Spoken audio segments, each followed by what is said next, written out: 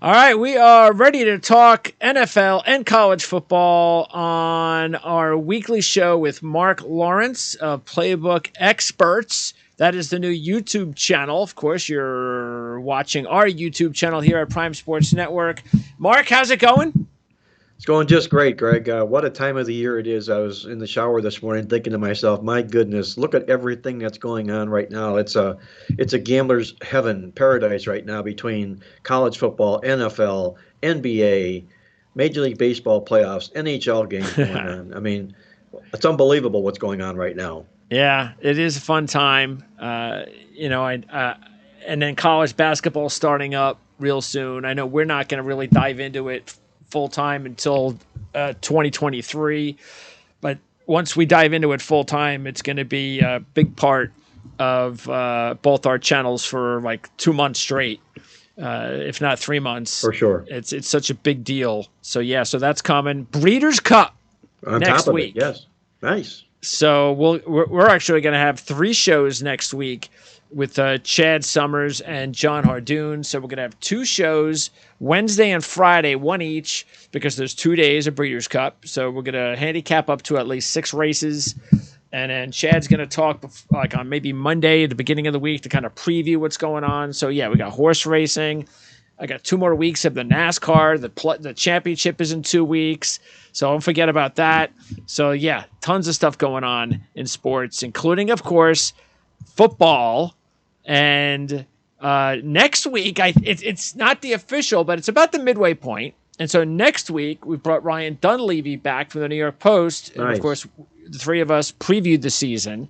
So, and Ryan will definitely be back before the playoffs. But this is an opportunity for the 3 of us to take a look at what's gone on in the NFL at the midway point. And it has been a crazy, crazy first half of the season in the NFL. That's what you love about the NFL, though, isn't it? Is that it's not about parity necessarily on a week-to-week basis in the NFL.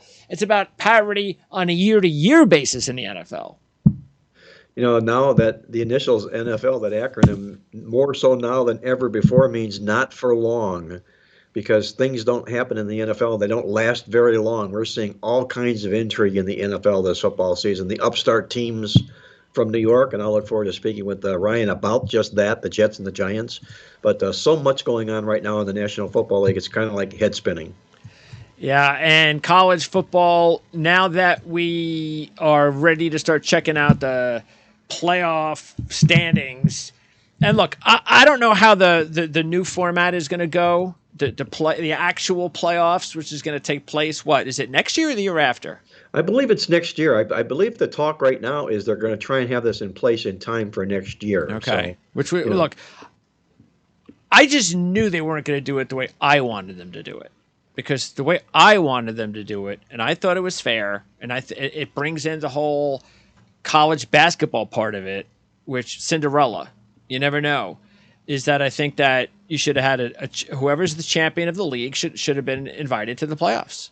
And then you could have still had 4 or 5 additional at-large teams. So you still have your top 5 or 6 teams, but why not let the other teams in as well? I think that would have been a lot more fun, but of course that's not going to happen. It's going to be the same thing. Even if there's 12 teams or something, you're still going to be lucky if you get like one group of 5 team every year.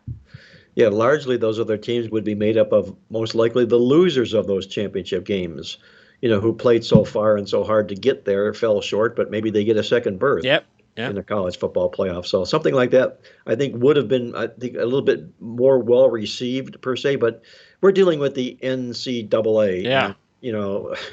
Right now, I think what they're doing is they're saying, hey, we're giving you this little bit of nugget. Take it. Yeah. Accept it, And that's what I'm doing. I'm taking it because I can't stand, all right, the BCS to a 4, okay, that's better. But even that has just been a joke. 4 teams, it's just silly. So now we're going to get to a little bit more of a realistic playoff push. So I'm excited about that. All right, let's now go right into it and talk about what's happening in college football, because at this point, we're getting into some really serious games now. And last week we had some serious games, and we'll go over that. But really, as far as the SEC, it's always good to start with the SEC. You have the major matchup every year. It's always just, no matter how good or bad the teams are, it's a fun college atmosphere. The big cocktail party deal between Georgia and Florida. But Georgia's so good now that, kind of, it might taint it a little, but maybe not. I mean, I actually think it's going to be a competitive game. It's a 23-point spread. The Gators still play good defense. Georgia's had their hiccups this year offensively. So I could see such a big point spread with a rivalry game. I can kind of see Florida maybe hanging in there. I could see like a 24-7 type game that maybe Florida covers, but not that they're going to scare Georgia in the fourth quarter. Missouri did, but Georgia will take Florida a lot more seriously than they took Missouri. I'm sure they will. It's a big rivalry, the border rivalry, the Florida-Georgia line, the big country group named for that. And, we mentioned this in our podcast that also inside this series, whenever Georgia has gone into that game with the better record, the last 11 times they've done that, they've lost 7 of those games on the scoreboard. Okay. So, as good as Georgia is, nothing is etched in stone. So I'm with you. I think the points could be valuable in a game like that. And also this week, you've got the other really, it's the better game, and that's Kentucky-Tennessee, I think. And that's one in Knoxville. And initially I was like, Kentucky, we know that they've played teams pretty tough and so forth. But, I haven't really been I expected a little bit more at this point from Will Levis, to tell you the truth. And Ryan Dudley was the first one that brought this up on one of our shows last year about how, because I think we were talking about first round quarterbacks and past the big two, and I think he mentioned Levis, and I was like, who? And he goes, yeah, that's what I've heard, and they really like him, and all right, I'll start paying attention to this Will Levis kid, this former transfer from Penn State. And sure, I understand what they're saying. He's got a big arm and he's athletic, but he hasn't really come up big, and I think he's more of a project. I still think he could be a really good pro down the line, but bottom line is I just haven't seen enough so far that leads me to believe that if all I have to do is give up 12 points, as hot as Tennessee is right now, and they are blazing, they are as hot as any team in college football right now. They are confident as any team in college football right now, and they're at home, and they're only given 12. I have to take Tennessee in that spot. You have to respect the odds makers in a football game like that, Craig. And, you look at Kentucky here, masterfully coached by Mark Stoops. He does a terrific job. He really rises to the occasion against undefeated football teams in his career, 15-5 to the spread in those games. But I think more than anything else in this football game, you do have a look ahead for Tennessee to Georgia next week. That's the tricky spot. Very, very dangerous. This is probably the team that Kentucky least wants to play this particular week, because Kentucky is that kind of a sticky, gooey type of team that will just hang around the football game, and by the end of the game, you're going to say, what happened? How did we lose that game? So I think this will be a lot closer than the odds makers anticipate. And again, and by the way, Jed May, who writes for UGAsports.com, is going to be on with me next week. We're going to interview Jed about the big Tennessee-Georgia game.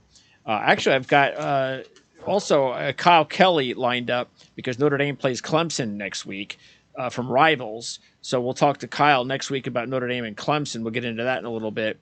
And then Alabama, before they play LSU, Ryan Fowler is going to be a guest on our channel.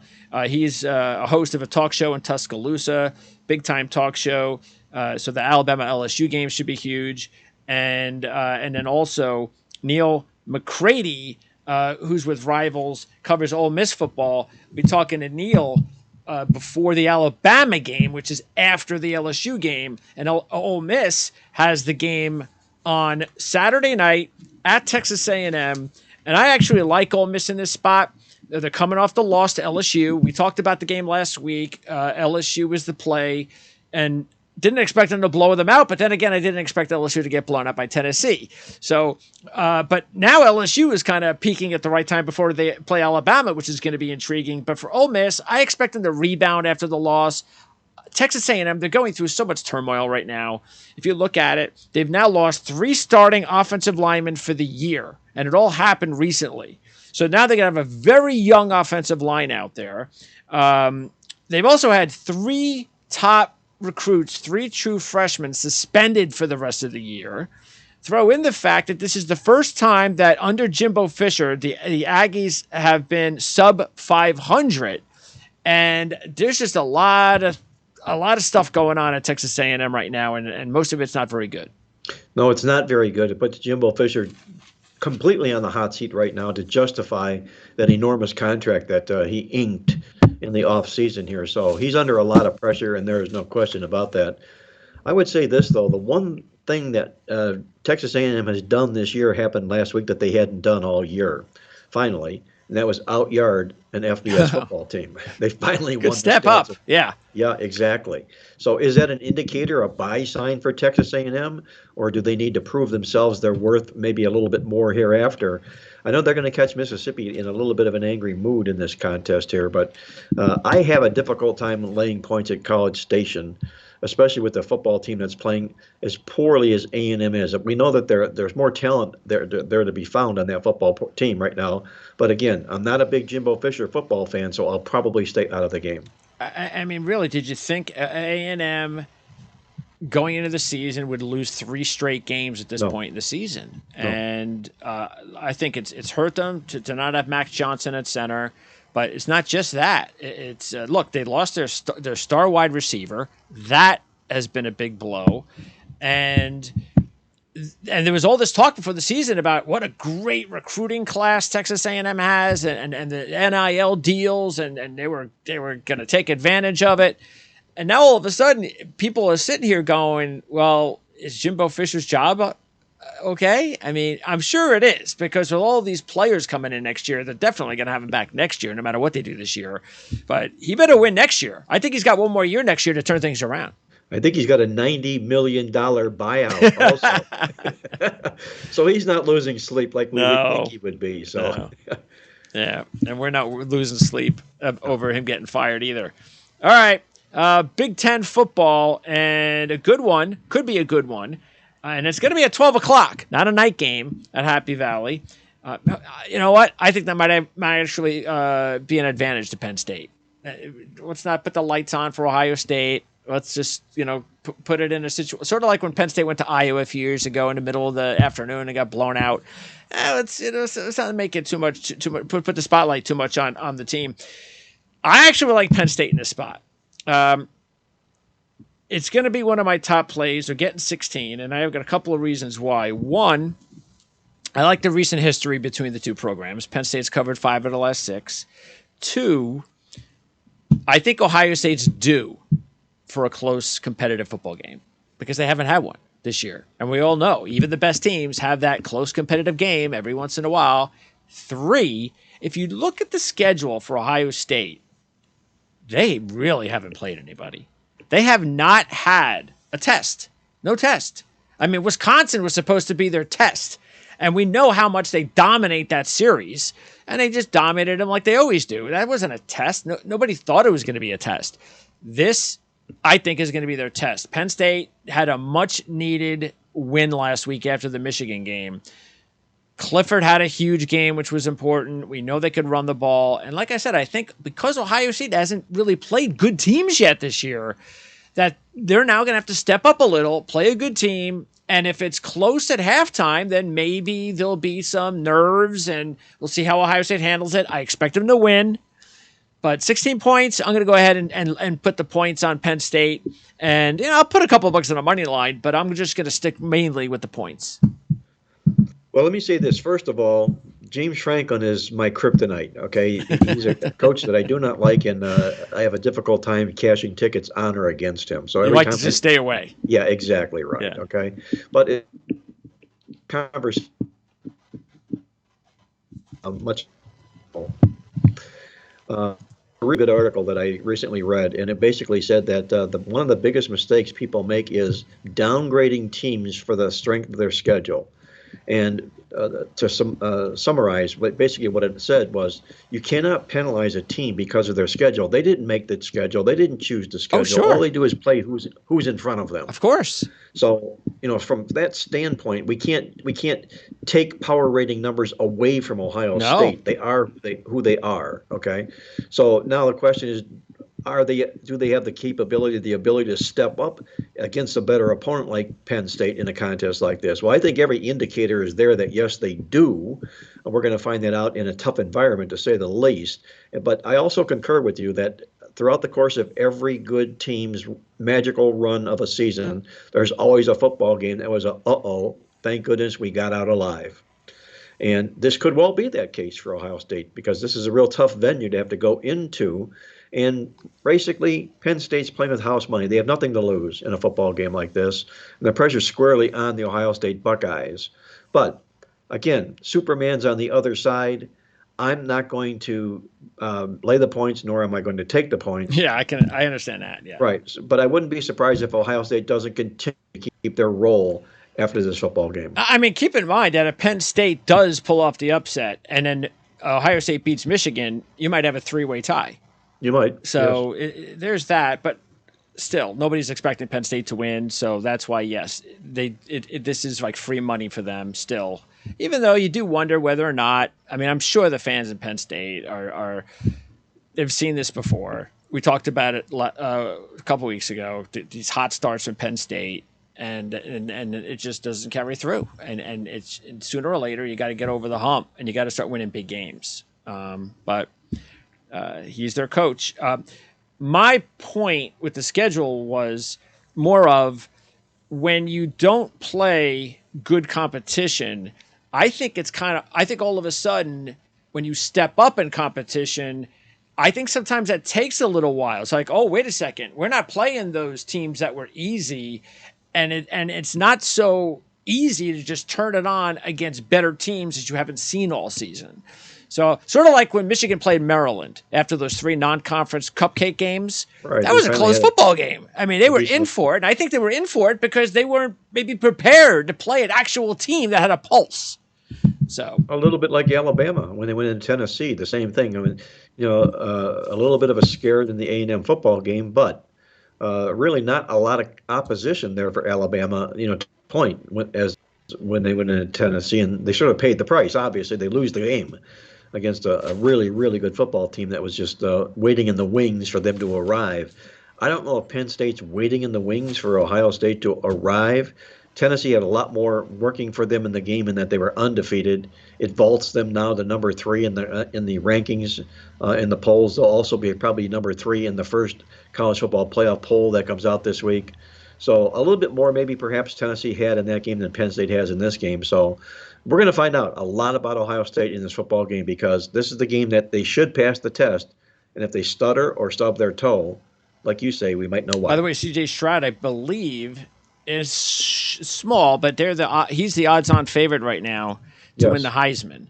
I think he's even money, and I wanted to bring that up, and we won't talk about it just yet, but I wanted to bring that up for a specific player that we'll talk about in a little bit, because I was looking at the Heisman, and Hooker, by the way, is the next in line at 2-1. They're like the co-favorites almost. C.J. Stroud and Hendon Hooker. Hendon Hooker, I don't think he has a shot to win the Heisman unless they actually win. I don't know when the Heisman. I think the Heisman. They win the SEC. Yeah, he has to, because I think that comes out before the Heisman, the SEC championship. Yes, it does, right. Win the SEC championship, you'll get the Heisman probably. Lose before that, lose next week to Georgia, it's over. You have no chance. Your 2-1 goes to 50-1. You're not winning the Heisman as a Tennessee quarterback unless you go undefeated or win the SEC championship, really. Okay, so now in the big... By the way, what do you think about the Michigan State game? Because it's been a really weird matchup lately where Michigan State's won the last 2 years. They upset Michigan in 2020 as a 22-point dog at Michigan. And it just seems that whenever these two teams play, you really don't know what's going to happen. Crazy things have happened. Well, I'm going to say this about Michigan this year, Greg, and I thoroughly went through our midweek alert statistical newsletter this week, and I mean, I just poured through it from front to back and tore every team's stats apart. And what I love to do is I love to put on a grading scale of how teams perform statistically in their games against every opponent. And if they out-yard opponent for their best effort of the season, it's a high. If they stink it up, it's a low. And in college football this year so far, we've had 6 teams that have held opponents to season low yardage. One of those teams one of those six teams, they did it 4 times, has done it 5 times. And that's the Michigan Wolverines. Okay. Nobody has held season opponents to season low yards 5 times this season like the Michigan Wolverines have. That means something. So Yeah. yeah, I think that says a Yes. lot. It speaks volumes. It might even say that, hey, this team is probably every bit as good as last year's football Sure. team. Right now, they're on course at least to be that way.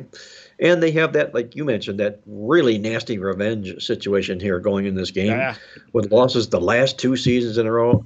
I think Michigan cooks Michigan State in this game. Yeah, because that's the thing you have to be wary about, like you said, is that if it's 17 points and it's mid fourth quarter and you kind of know the game's over, some teams might just, we're just going to kind of cruise. But, or let's just say it's 20 points, 24 points, and the spread's 23. I don't think Michigan's taking their foot off the gas. I don't think they are either. Being the rivalry that it is. And after what happened last year and the year before. Yeah. Exactly right. So if I see anything other than a one-way blowout here, I'll be a little bit surprised. And I think Michigan State proved that they were a fraud to begin with early on in the football season. They've been exposed, and I think they're about to be exposed even more on Saturday. Already up on the channel is an interview I did with Aaron McMahon of mlive.com. So that's Ann Arbor News, Michigan Live. Basically, you can check that out. So that was available. I believe we did the interview on Monday.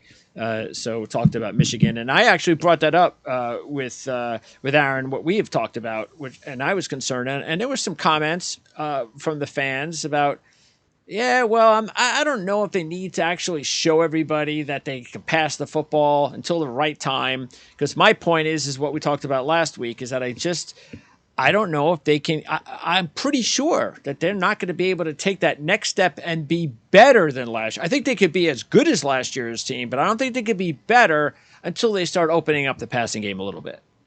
A little bit more, but they have the ability to do that. They should, yeah. We just haven't seen it. And the ground game complements that. So we're likely to see it sooner than later. Haven't seen it yet, but I'm going to say between now and the end of the regular season, we're going to see. And by the way, they play before the Ohio State game. The week before, they host Illinois. Ooh, that's not going to be easy. That could be a real tricky spot for Michigan in that football game. And they don't play Illinois every year. I think they got a little bit of a break that of all years to play Illinois that they get them at home. I don't think they would have wanted it. That's not a year you want to go play at Illinois this year the way Illinois is playing. Who's the number one team in college football in overall team defense That would year? be Brett Bielema's Illini. There you go, number one overall. He's also one of only 6 teams this year that have out-yarded every opponent they've played. So nice job for the Illini. I know you were on Bielema early from the season, from the get-go, yes.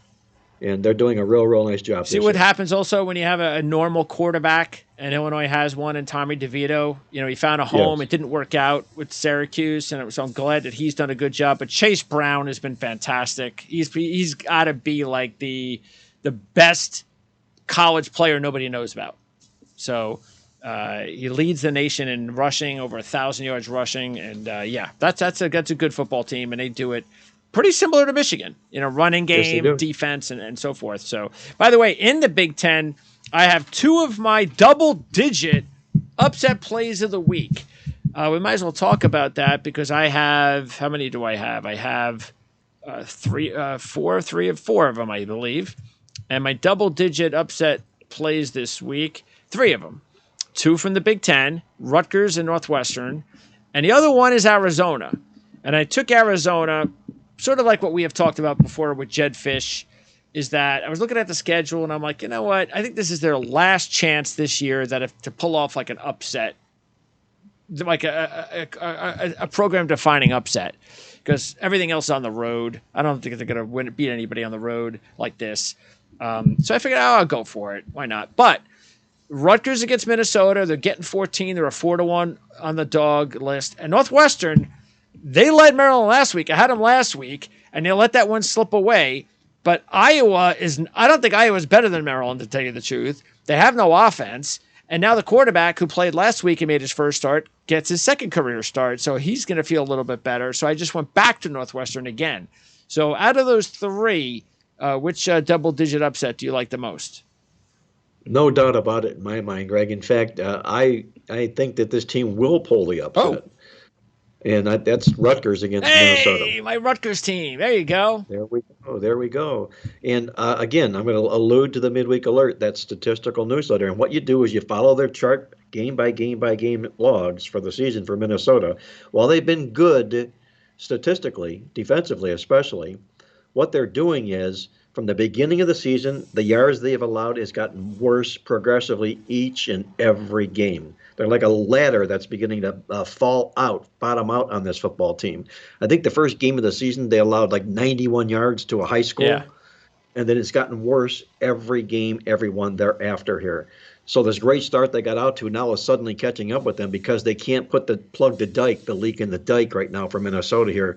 This is a nice spot for Rutgers to step up in here. Greg Schiano knows the importance of this football game. Giving him double digits in a game like this is a bonus.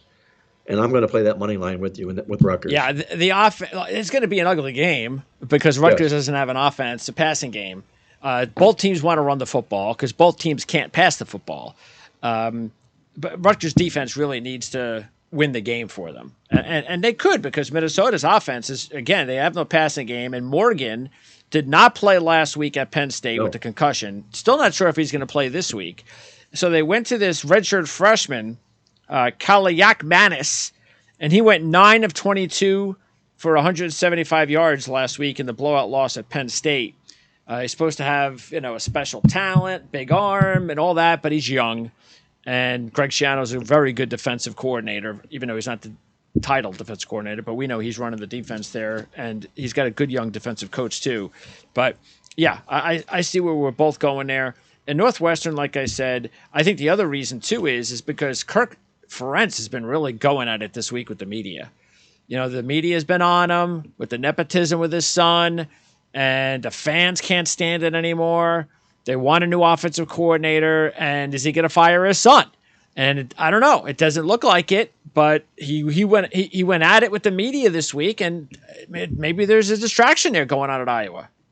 Yeah, Greg, there's one simple resolve for Iowa to alleviate all of that, and that is to either promote a quarterback's coach or somebody from the offensive assistant side of that staff to a co-offensive coordinator, and let that person begin to take the reins, but still not take away the title, if you will, from the son as a coordinator. So you can have co-offensive coordinators here. That would at least appease some people because he certainly doesn't want to fire his son, at least in the course of a football season here. So I think he needs to do something, okay? He's got to answer to somebody for this pathetic showing that they've had offensively. I've never seen anything this bad in my life, and it's coming from an Iowa football team. We're not talking about a group of five, Temple team. We're talking about Iowa, my goodness. Yeah. But I think he can appease this if he does something to that effect of making somebody else a co-offensive coordinator on this program. Yeah, again, another team that has a really good defense, but absolutely just terrible quarterback play. And then say what you want about the coordinator, but it really stands out when you don't have a really good quarterback. And if your coordinator isn't really all that great, it's a bad mix. And that's why things are looking ugly at Iowa right now. ACC, let's turn our attention to the ACC. And it's not really ACC, but because it's ACC independent, but they're ACC in basketball. It's Notre Dame and Syracuse. So really tough loss for Syracuse last week. We both liked them, thought it would be a close game, and it sure was. I know you're still sticking with Clemson, though, and I can understand why, and he pulled it out again. And Debo did the whole backup quarterback deal, which is he's done that before, and it's worked, and it saved him again. I'm a little concerned about how Syracuse takes this one after a loss like that. But, that's my major concern. Other than that, I think they're a better team than Notre Dame. So I think if they can get over the hangover, I think they could win this. They should win this game. Well, the odds tell us that the Vegas odds makers still believe Notre Dame to be the better team because they're not quite getting the full field as far as the point spread is concerned here. But my biggest concern in the game is this letdown from the Clemson game. They should have won the football game. They could have won the football game. but maybe it's a moral victory where they felt like they can go toe to toe with teams. Yeah, But could be. Yeah. right, but now all of a sudden they're stepping up and they're laying points into God, Notre Dame. At That's a home, I can that's a imagine that place probably gonna be sold out. that's a tall task to have to do here, I believe. And Notre Dame comes in here, I think, rather than being the hunted, they're the hunter. They being the underdog in this football game like this. I think this is a nice spot for Notre Dame to go in there and silence the Wolves at Syracuse here, and I think they upend Syracuse on Saturday. Miami, Van Dyke goes down with a shoulder injury against Duke, so Jake Garcia is going to get the start. They're 0-6 against the spread this year. Yeah, I'm staying away from this game because we saw a little bit of Garcia last week, and he's a talented young kid, so I have no idea what to expect there.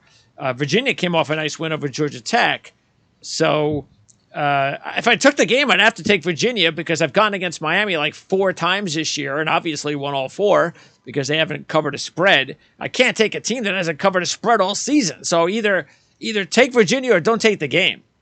Arguably, the most disappointing team in Power 5 football this year has to be Miami, Florida, a football program that a lot was expected from, and they flat out just haven't delivered the goods.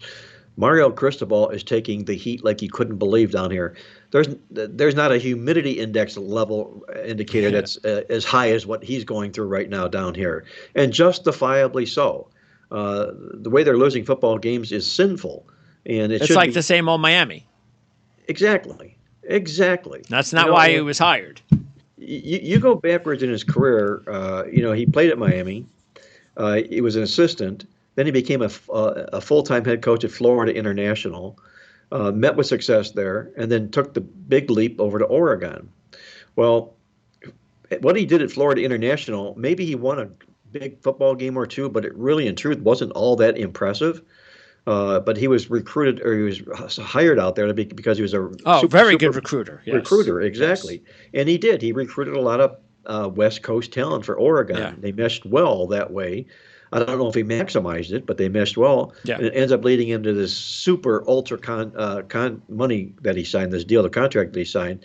And Miami is hocked so far into debt with this contract here, they have nowhere to go other than drown unless he can get this thing turned around here, because they have the financing that they had to go through to pay for this contract. It's incredible.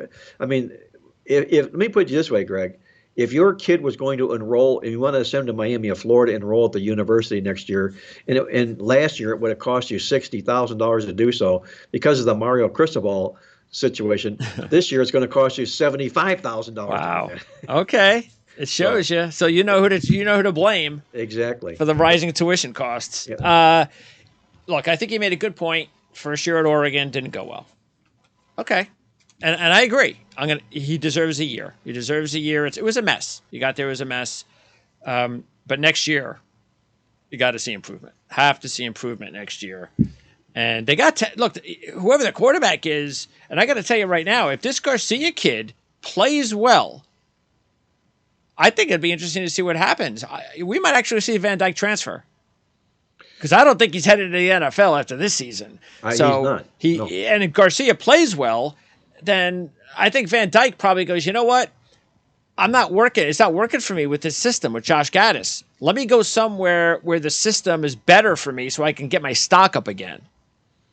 So, well, I told you last week that I'd watched the Miami game the week before, and I did not like at all what I saw from Tyler Van Dyke. Yeah. And it wasn't just that he had a bad game. He was just a bad quarterback. Yeah, he looks lost right now in that offense. Missing wide open missing them by 10 or 15 yards. Yep. Quarterbacks don't do that. Yeah. There's something just not quite right with him yet these days. Yeah. So I think transferring might be the best thing for him. And that's the thing about college football nowadays. We just talked about Iowa. There are 10 teams in Power 5 schools next year. Good teams that probably have good defenses, crappy quarterbacks that are going to go, hey, come over here, give us a shot. And I know Rutgers is one of them. So there are teams out there that would love to have Tyler Van Dyke if he can fit with their offense. He wasn't a first-round draft pick prospect for nothing, but I don't think it's working out with Gaddis in Miami. The other game that is actually, I want to take advantage of the line. I think the only way Wake Forest does not take advantage of this 3-point line against Louisville is if they just are at that point where they just feel because Syracuse did not win last week that's it. We got no shot now. We're not going to win the ACC. We can't win the ACC. What are we doing here? Our season's lost. And the motivation just isn't there on the road against a team that has motivation. They want to keep winning. They've won 3 out of 4. They're trying to improve. That's the only thing I'm worried about. But Wake Forest is clearly a better team than Louisville. They clearly are, and this number's a little bit short by that standard. But you hit it on the head. This is a Louisville football team that's playing arguably their best football of the season right now, with wins in 3 of their last 4 football games. And I hate stepping in front of home dogs that are doing just that are playing good football with an invading opponent that just might not be 100% into the football game like they should. It's almost like as if Wake Forest were a 7 or 8 point favorite in this contest here. You might get a better effort from them, but I still think Louisville could be dangerous on the football game on the card this weekend. And put a gun to my head, and I would take the points with the Cardinals. And Hartman has really raised my stock, his stock in my eyes as well. I think he has first round capability. And matter of fact, you got Hartman and Grayson McCall. And I think those two might be the 3rd and 4th best quarterbacks coming out of the draft this year. It's my opinion. I know people still like Levis, but I think Hartman has done a really good job once again proving that he could be very interesting next year. By the way, interesting matchup, Pitt, North Carolina. That running back for Pitt, Abanikanda, he's rushed for 449 yards the last 2 games, going up against the 109th ranked rushing defense with the Tar Heels. But something's happened to Pittsburgh over the last 3 games. They lost to Georgia Tech. They needed a late couple of scores to blow out Virginia Tech after a close game late, and then they lose to Louisville last week. So they're not playing the same way they played early on in the season. And North Carolina is, you look up and they're 6-1. I mean, it looks like this could be for the division right now in this game.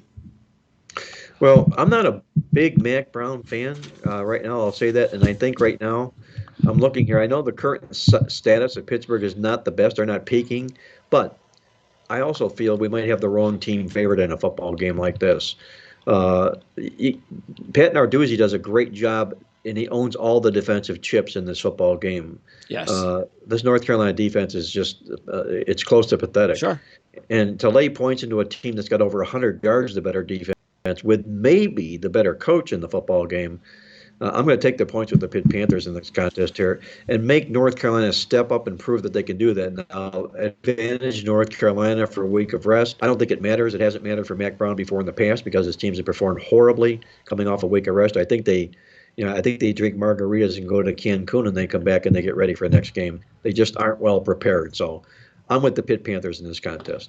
Well, like I said, this is going to be a really big matchup overall as far as the standings are concerned, because if you look at it in the division, the Coastal, North Carolina's 3-0. Every other team has 2 losses. Yep. So it's going to take a loss here and then another loss. And I think Pitt's the only team that could catch them, realistically. I think if Pitt wins this game, you would think that's a tiebreaker. And then they just need to win out and North Carolina lose one more time. Well, that's one of the things I can remember going way back when, Greg, when I wanted to really devote myself into becoming a handicapper.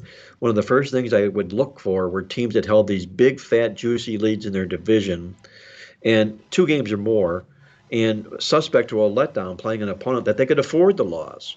And you go into the football game knowing that, hey, if we lose, we're still going to be in first place.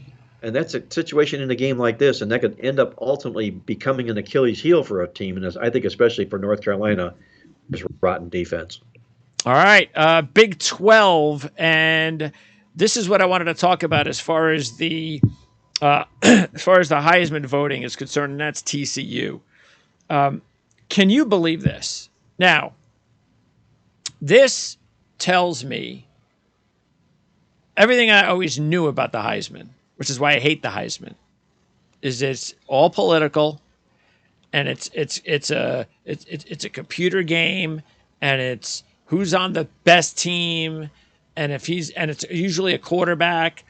How in the world is Max Duggan 60-1 to win the Heisman? No player in college football this season has been more impressive than Max Duggan. Nobody. Totally agree. Totally agree. In fact, he's being tremendously overlooked here. That could end up being that chip on his shoulder that he plays with, knowing that hey, how many more games do I have to keep making a statement to make my presence known in a race like this?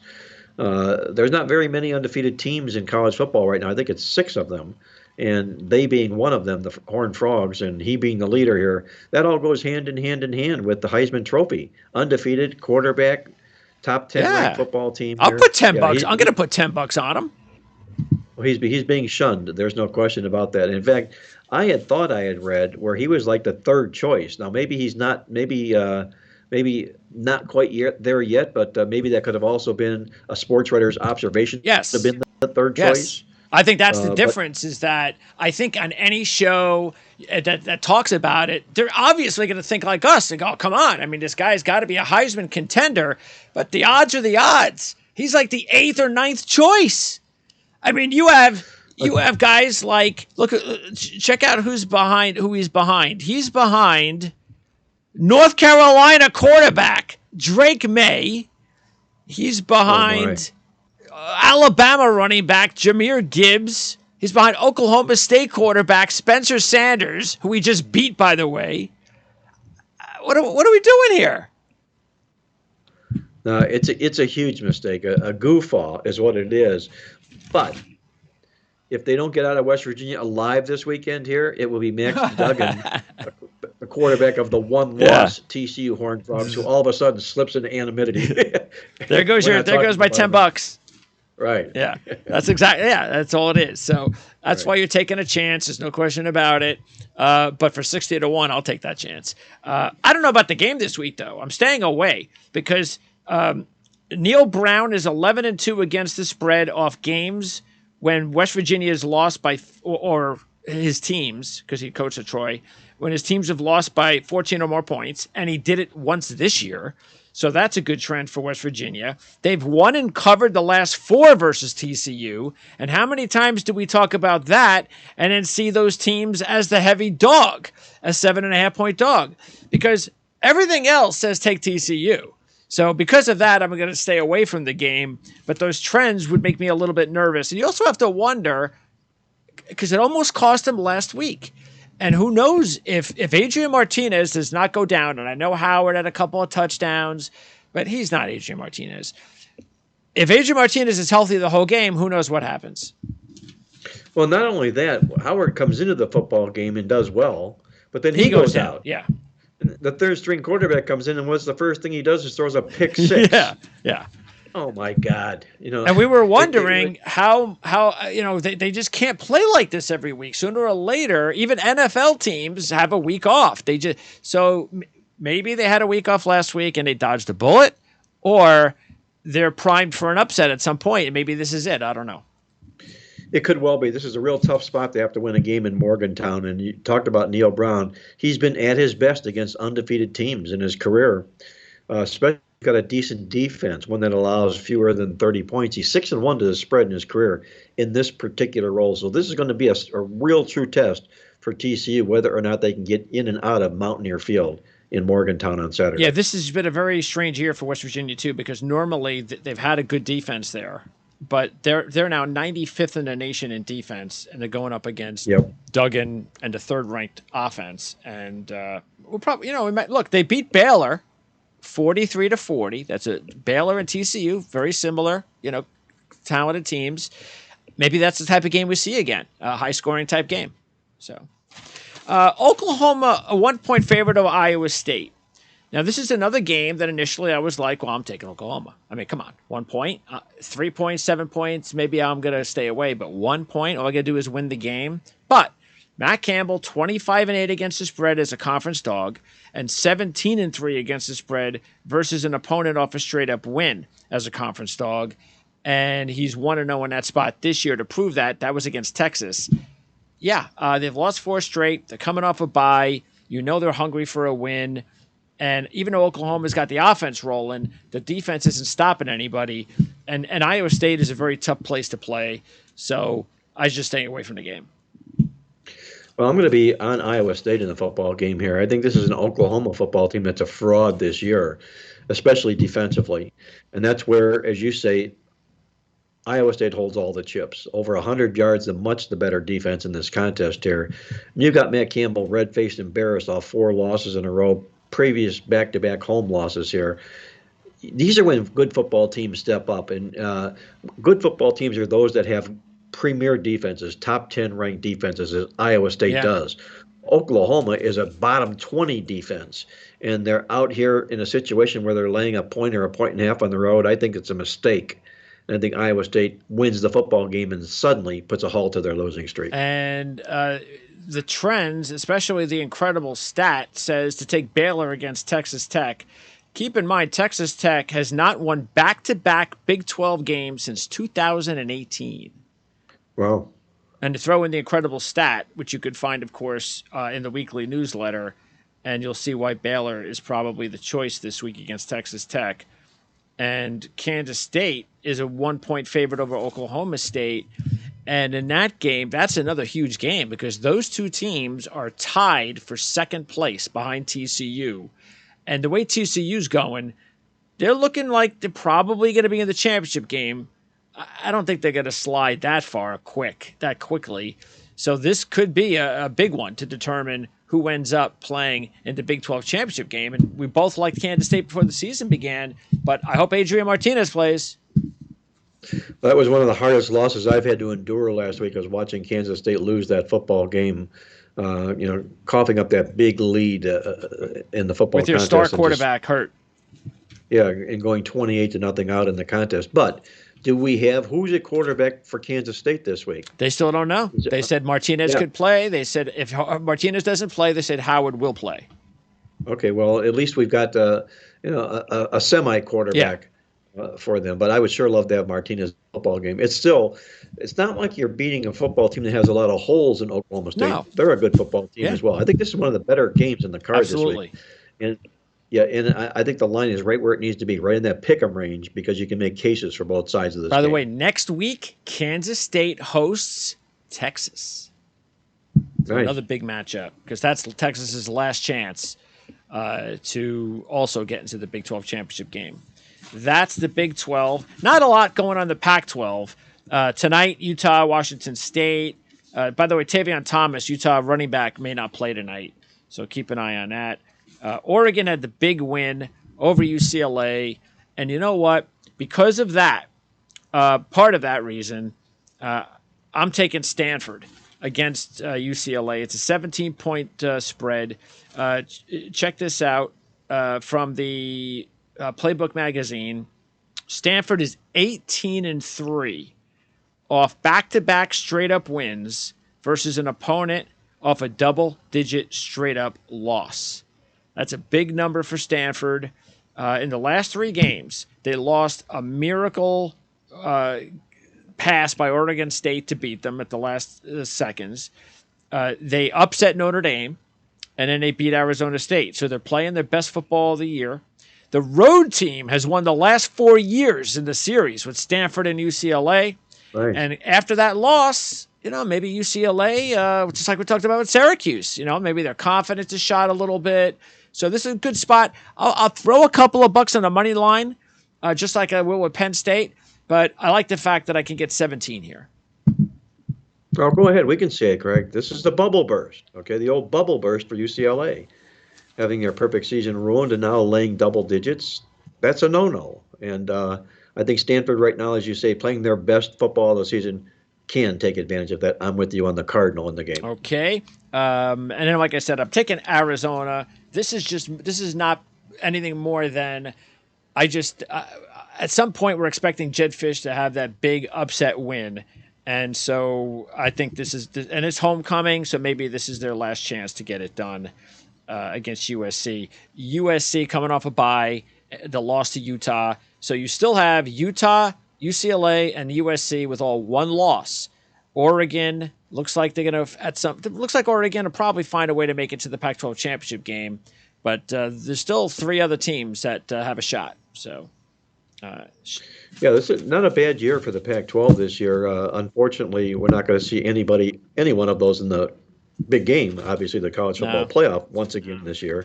But still, all in all, there's 4 pretty good football teams that reside in the Pac-12. The Oregon schedule, the last 3 games: Washington, Utah, both at home, and then at Oregon State. I think they're going to drop a game. I don't think they're going to run the table in the Pac-12. I don't know which one of those games they're going to lose, but I think they'll lose a game. You know what? Maybe it'll be Oregon State because it's a road game. It may be. Yes, Yeah. exactly. Yeah. All right, group of 5, and taking a look at the biggest game of the group of 5 has to be the AAC matchup between Cincinnati and Central Florida. Central Florida is a 1-point favorite, so it's basically a pick 'em. It's homecoming. Central Florida caught looking ahead last week, got beat up by Eastern Carolina. Cincinnati had a big lead, almost lost it to SMU. Even with the backup quarterback in, with Mordecai out, they 2-point conversion away from going to overtime potentially. I'm going to go with UCF in this one. I kind of feel like Cincinnati's due for an AAC loss. Well, it would be the first one in the last 20 Yeah. games because they're riding that 19-game conference win streak coming into this contest here. In fact, 12-1 on the conference road, 8 straight that way. What Cincinnati's doing, what I like about them in this game is the fact that not only are they on this 6-game win streak, they lost their season opener to Arkansas in a really, really tough football game. That was kind of like a bowl game, that first football game. They lost it, but they bounced back real strong with 6 straight wins and won the yards in all 6 of those football games. You've got Central Florida here, a football team that, and I ran this in my database because I'm going to use it elsewhere on my Playbook YouTube channel. What you've got in Central Florida is a football team that when they take on teams that have the better win percentage than they do, the last 23 times they've done that, they've lost 18 times on the scoreboard. That's not really, really good numbers. They're giving up 50 yards, the better defense here to Cincinnati in the game, and that what was once that real strong home field for Central Florida is completely gone. They're just 6-12 to the spread the last 18 home games here. I'm going to stay with a better team, the better defense, and take Cincinnati plus the It's 1. a big one for Gus Malzahn. This Yes, is it that is. kind of defining game. He's got this is a big one. You got a feeling that he's been waiting for it definitely all season. Okay. Also, by the way, the only other game I wanted to mention was East Carolina BYU. East Carolina had a big win against I think it was Memphis a couple of weeks ago, and followed that up with a blowout against Central Florida last week. They're going to BYU. BYU is just falling apart this season. So I got one team going up. I got another team coming down. I'm taking East Carolina. I can't disagree with you. BYU fits what we call the old Edmund Fitzgerald role. They're leaking oil right now. Brigham Young is. They've been out-yarded in each of the last 3 football games. They've been third played in all 3 of those football games. And East Carolina is one of these pesky dogs that just you hate to have to play because they're in every game they play. They're going to come in here and take points here. I think they can continue BYU's woes in this game here. I'm with you. I'm on the Pirates of East Carolina. Another good under-the-radar running back to keep an eye on is Keaton Mitchell from East Carolina. Yes. He'll be a good pro. And really not much going on in the Mountain West except San Diego State and Fresno State. Fresno's an 8.5-point favorite. And a very disappointing performance by Air Force last week against Boise. They're done. Air Force is done now after that loss. I think it's a very disappointing performance by everybody in the Mountain West. I think they're the conference that's really taken the biggest step backwards this year of all the Power 5 conferences. They're down to the level now of where the Sun Belt used to be. Sun Belt's picking things up here, and the Mountain West is going backwards here. And if, as you say, Greg, this is the premier game in the conference, that only confirms my suspicions here. San Diego State, Fresno State, the game of the week in the Mountain West Conference. Let's change the channel, please. Well, look, the key to save the conference is to get Jake Haener healthy again. Yes. If he can get healthy again in time, then I think they're the best team. And I'm not even worried about anybody else. If he's the quarterback, he's not the quarterback yet. He's still out. San Jose State's still not bad. But in the Mountain, it looks like the only chance for Boise to lose the Mountain division is when they play at Wyoming in a few weeks. So Wyoming has just got to keep within a game of Boise before they host. And that could be a snow game in Wyoming. So you never know. By the way, Wyoming's at Hawaii this week. And I've jumped on Hawaii the last couple of weeks. I hit him on the money line 2 weeks ago, and he upset over who they beat 2 weeks ago, Nevada. And had them last week, and they covered. So they've covered 3 straight since the bye. And this was a bad team early in the season, but it's taken Timmy Chang a little bit of time to get these guys playing, and now they're starting to play a little bit better football. So Wyoming better beware going to Hawaii. Yeah, they better take their sunburn lotion too. Those lily white cowboys on the island in Hawaii here, basking in the sun on the beach, might not be the best role for them this particular week. Lafayette's at Southern Miss tonight, and that's a key game in the West. Lafayette, if they lose it, they're done for the rest of the season. Southern Miss is right there with a chance to win the division. Not a whole lot going on in the Sun Belt this week. The key game is Marshall and Coastal Carolina. That's in the Sun Belt. I still think any team can win that division, even though there's 5 teams with 2 losses. One of those is Marshall at 1-2. I still think Marshall could win this division because Marshall's last place, Coastal's in first place, but the pick is Marshall. They upset James Madison last week. Don't forget they beat Notre Dame this year, week 2. Coastal has dropped 3 straight spreads. And on Thursday night, Coastal will host Appalachian State. So they got a little look ahead there. So, yeah, I like Marshall in this one. I'm with you. Marshall was my top play last week in college football in that big upset over James Madison. They delivered the goods. I can't hop off that train right now. And what you've also got with Coastal here is a team that has a bubble burst situation working. Their last loss was their first loss of the season here. I know they've had a week to get ready here, but Marshall's playing with a lot of momentum right now. In an underdog role, you have to continue to keep looking their way. In the Conference USA, the top game is going to be the North Texas Western Kentucky game, and right now you have Western Kentucky and North Texas 3-1. So the loser's out. The winner still has a shot for the championship game. Western Kentucky's a 10-point favorite. North Texas has covered 3 straight games.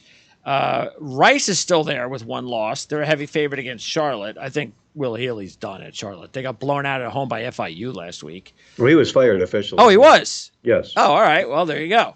Yes, he's officially gone. Yes. Good for them. And UAB has not had a road win yet this season. Keep in mind, the quarterback had a head injury last week, Hopkins, so he may not play. That's a big drop-off because that Zeno kid is not very good, the backup. So Dwayne McBride is an excellent running back. They're going to have to rely on him. FAU's dropped 3 straight covers. They're 2-2 FAU. So they still have a chance, FAU, to get to the championship game, but they can't lose this one. Probably a game I stay away from, though. I think North Texas Western is the premier game in the conference this week. I'm going to lean to the mean green in this game. And just like last week, Greg, flash news, no Bailey Zappi for Western Kentucky this week. As a Jet fan, I'll be taking a look at him on Sunday. Good. Let's see. Toledo at Eastern Michigan's a good matchup in the MAC, but I'm not touching Eastern Michigan at home. They got beat up at home this season. Miami and Akron. The only reason I mention it because this is one of my upset plays. I've been all over Akron the last few weeks, as you know. They came up big for me last week. They covered. They were a competitive 17-point dog against Kent State, and they've only lost their last 2 games by 7 points or less. So I'm taking the outright upset. They've covered 4 out of the last 5. They're almost a 3-1 dog against Miami, and Miami without Gabbard at quarterback is just not the same team. They're 1-3, so I figured why not put a little bit of money line play on Akron again. Joe Moorhead is doing looks like he's starting to get some things going there at Akron. Well, Buffalo being the hottest team in the conference right now with 5 straight wins in a row and covers, it's November when they're playing Maction games on Tuesdays, as Buffalo will against Ohio University. Yeah, it's a big game on Tuesday. Yes, it is. It's a real good game to tune into. And Toledo here probably still the fan favorite to win the MAC championship this season here, even though they lost their last game. But I still think they win comfortably against Eastern Michigan. I'm with you on the Rockets in that game. Well, that's pretty much – that could be for the West title. You have Eastern Michigan in second, Toledo in first. So if Eastern Michigan wins it, all of a sudden they are in the driver's seat. and they have not. I don't even know if they've ever been in the championship game. When the last time Eastern Michigan's been there, so this could. I wonder if the place would be maxed out at like 5,000. Because you know how they get the. You ever watch those Eastern Michigan games? It's like you're at a high school game. Nobody attends those games. Unless they're giving free pizzas away. So I hope they get a pretty good showing because they deserve it. And by the way, as I mentioned with Buffalo, Ohio, first place, second place on Tuesday. Do you happen to know who's also tied for second in the East? Who's that? Bowling Green. Really? Yes. The Mighty Pumpkins. Wow. They were a football team at the beginning of the year. We talked about, Greg, how loaded they were with experience and starters. It's benefited. It's at least it's paying off at the pay window for that football team. So second place, that's really stunningly surprising. Yeah, sleeper to win the MAC East, but they lost to Buffalo, and Buffalo's ahead of them, so it doesn't look good for them. No. All right, and that's our college football look for Week 9. And we are going to take a quick time out. We're going to talk NFL.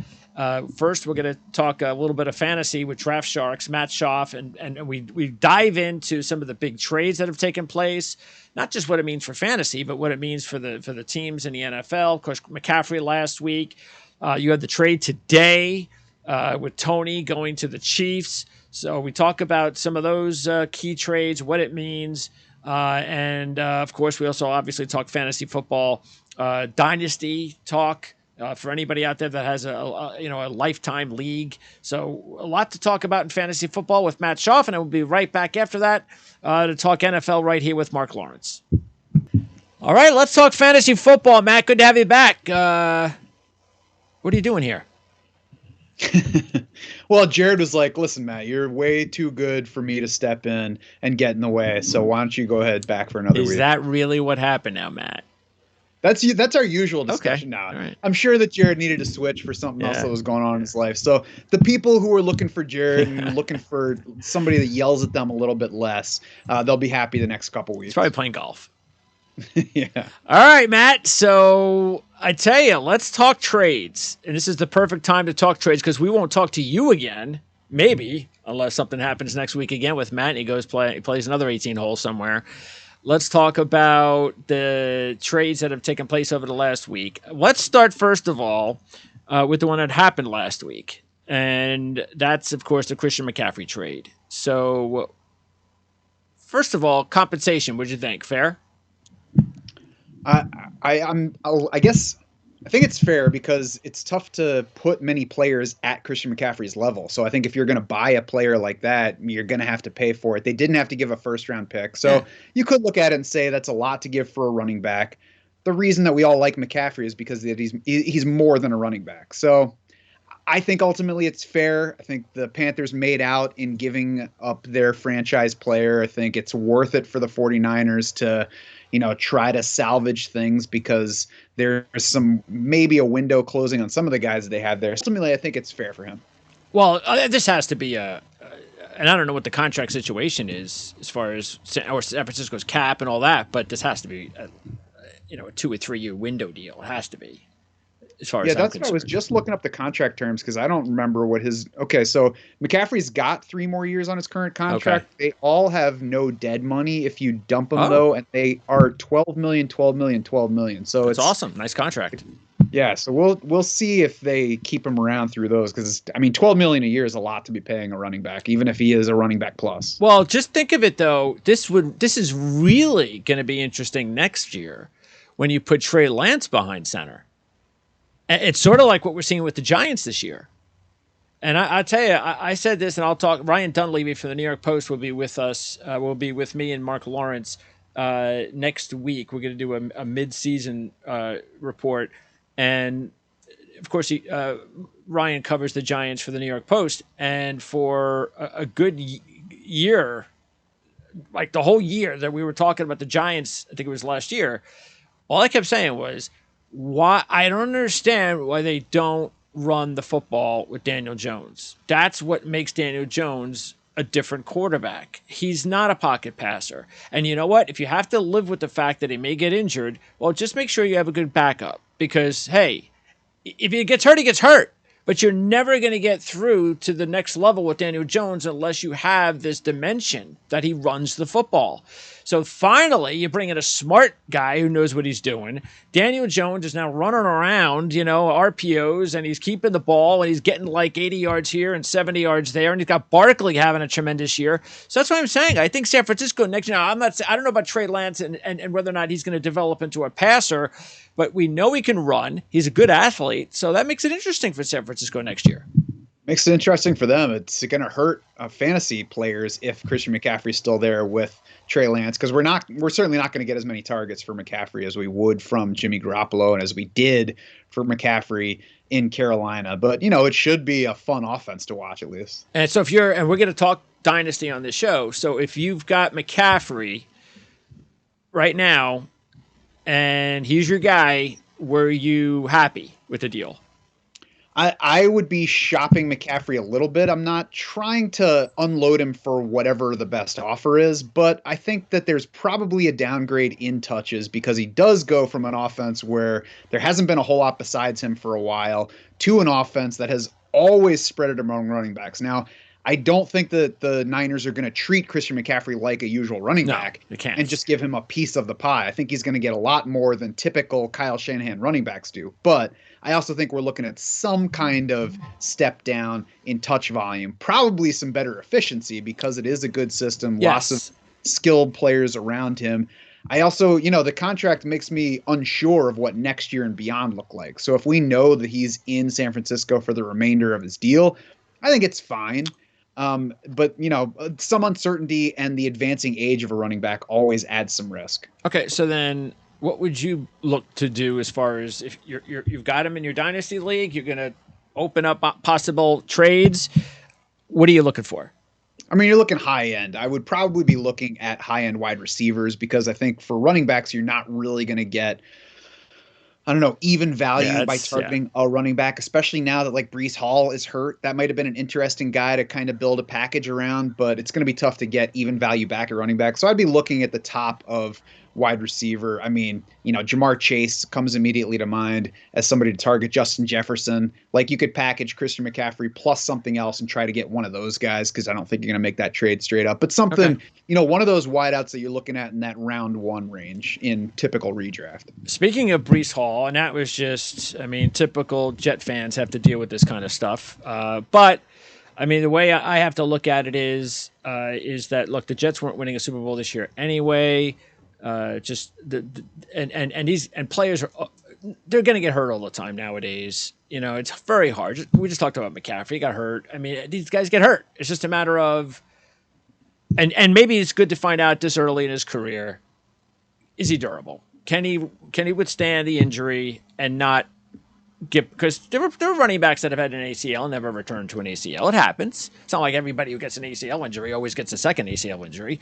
Not saying it's what you want, but when you have to think of the good side, that's what I would think about and say, okay, well, it comes back next year. Jets will be a better team next year. That's when you want him to be better. Same with Vera Tucker and all that other stuff. So, dynasty-wise, is it a matter of just you sit there, you do nothing, or and let's say you're an owner and you see somebody in your league has got Breece Hall, do you go after him now and think that you might be able to swing a pretty good deal? I say the situation where you might want to check in is if that Breece Hall team is now in bad shape at running back. Obviously they lost somebody big. I would assume that if I have Breece Hall, I'm just hanging on to him and seeing what happens. But, there are some others who have a shorter view who are like, now I'm in trouble. How am I going to compete this year? So, if you're able to stash Breece Hall and still be fine for this year, or if you're just already in rebuild mode, I think that's the situation where you go make an offer and see if you can swipe Breece Hall. Because, we see plenty of guys come back from ACLs now and be fine thereafter. And we're always talking about short shelf lives for running backs at this point anyway. Sure. So if we, look at Breece Hall over the next 4 years, I certainly still like him. And there's a chance that you get a discount. What would you, if someone came offer, if you had advice to an owner that had Breece Hall and someone comes calling, what would you want for him?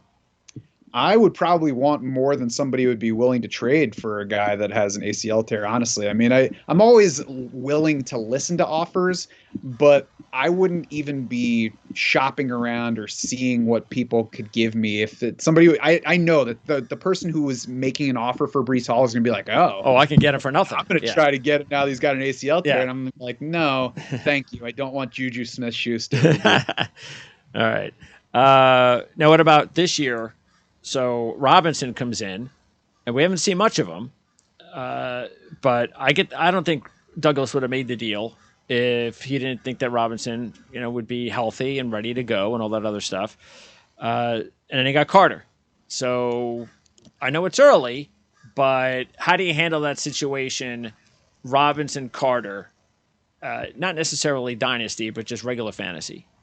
Yeah, I am expecting, and we at Draft Sharks are collectively expecting Michael Carter to be the better fantasy provider the rest of the way. Because if you look at these Jets, they opened the year with Michael Carter and Breece Hall, who they obviously were big on. They moved up in round 2 after making other trades to move up for guys. Still moved up in round 2 to get Breece Hall. So they were obviously excited about him. They still opened the season with Michael Carter getting on the field more and touching the ball a little bit more. It was a share, but Michael Carter was ahead of Breece Hall at that point.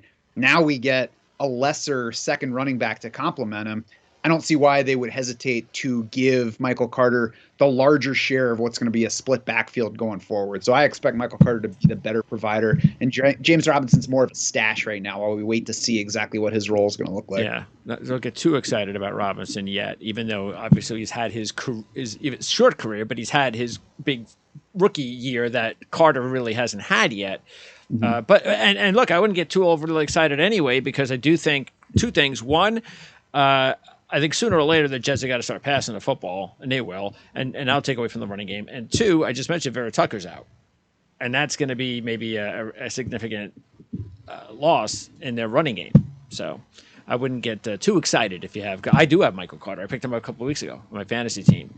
Just not hoping, of course, Breece Hall got hurt, but I just, all right, I had like 5 guys like that. Like, all right, why not? He's available. I think he's better available than some of the other guys. So he was a stash guy, and now I've got him. So, all right, let's get back to the trades. So we had a big one today, just before we came on the air. And tell us about the trade and whether or not you think both teams got what they should deserve to get. Fair trade? Yeah, the Chiefs sent a 3rd-round pick and a 6th-round pick to the Giants for Kadarius Toney. I think that it's more than I would want a team to spend for Kadarius Toney right now, but if he plays up to his talent level, it's going to end up being a good deal. So I think ultimately it's good for both sides. The Chiefs are in position where they can take a shot that even if Toney craps out for them, they're out a compensatory 3rd-round pick, not killing them. They're in great shape. They're just building around Patrick Mahomes, trying to give him enough talent to keep that offense moving. So I think it's a good chance to take for them if Kadarius Toney gets his mind right. If he can just play football and not let anything else get in the way. He is a talented player, he has shown. I think it makes sense for the Giants to just get out from that, because it's been clear since the summer that the new coaching staff is like, this guy is a flake and we don't need him around. So it's good that they got one, day 2 draft pick. I think it's a good deal, yeah. Right. You would hope that you would get more for a guy that your team recently drafted in the first round, but at this That's not point, the way it works. It makes sense. Yeah. So, yeah. And so if you have Toney, okay, and he's sitting there you just stash him and he's sitting there and you're obviously just, Christmas came early. I have now gone from nothing to Patrick Mahomes as my quarterback. So would you, in the next week, would you take trade offers before anything happens? And what would you want? Thinking, because what do you think? What's your guess about how valuable he might be, either in just year-to-year fantasy or dynasty? Not only would I be willing to take trade offers, I would today be looking to see just how high other people are on Kadarius, sending out my own offers. Because for one thing, what have we seen so far? The only thing we know about Kadarius Toney is that he's unreliable. True. Maybe that changes. Maybe, he's young. Maybe he figures it out at this point. Maybe he's like, awesome, now I'm with Patrick Mahomes. It's time to get serious about this stuff. Maybe that would be awesome. Yeah. And then he produces going forward. But maybe he's also just flaky the rest of the way, and it always limits him. Not to mention, maybe Kansas City just continues to, do this kind of wide receiver by committee thing that it was already doing this year. They signed Juju Smith-Schuster on a 1-year deal. They brought in Marquez Valdez-Scantling on a kind of deal that's for 3 years, but it could also be as short as 1 year. So they traded away Tyreek Hill rather than paying him. So clearly Kansas City's saying, we got a bunch of money in our quarterback. We have Travis Kelce for a little bit longer. We're going to bring in some talent at wide receiver, but we're not going to overinvest. So I'm going to go ahead and play on people being excited about the Chiefs. So we've already seen fantasy players in general overrate Clyde Edwards-Helaire when he got drafted at the end of round 1 because he was Chiefs running back now.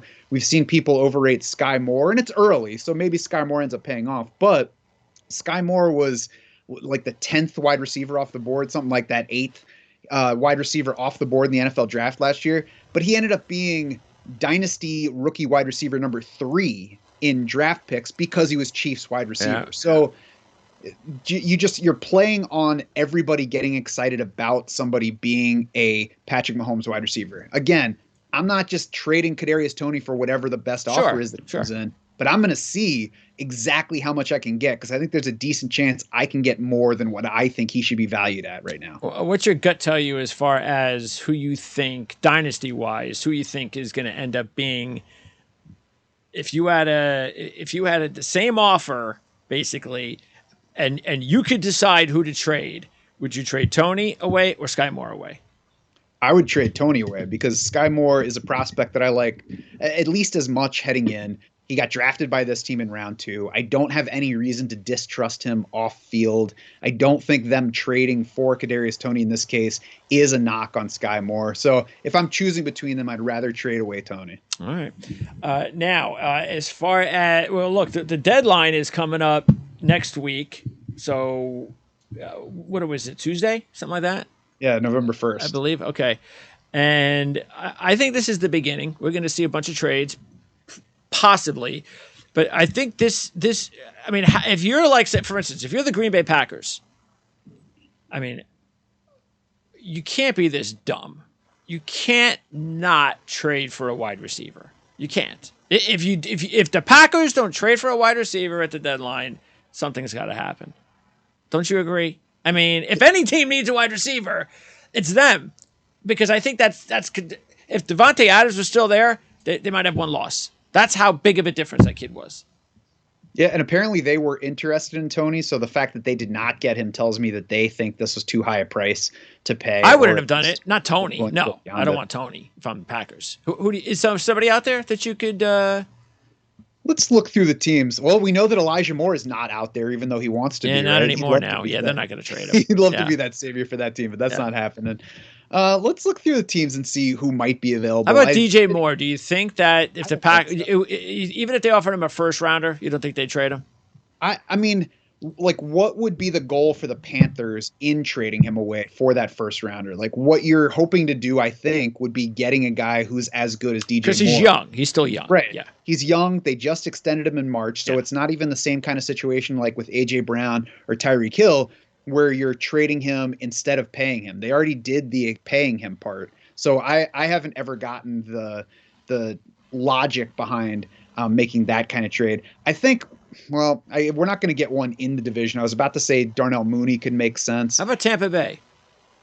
Tampa Bay has certainly got a surplus, but the guys that they could trade away are hurt at the moment. So I'm not sure that they... If you're the Packers, and you felt that everything that you heard about Julio Jones was true, it's just a matter of him staying healthy, would you just say, hey, I will give you a 7th-round draft pick for him? 6th-round draft pick. See, if they were interested in Julio Jones, he was free all off season. So I don't see why they wouldn't have made that move. Maybe, man, like all the wide receivers I want to say are in the NFC North with them. Robert Woods could be an interesting guy. The Rams might have a couple wide receivers that they could trade. Like Van Jefferson's coming back healthy right now. I don't think Allen Robinson's got a tradable contract.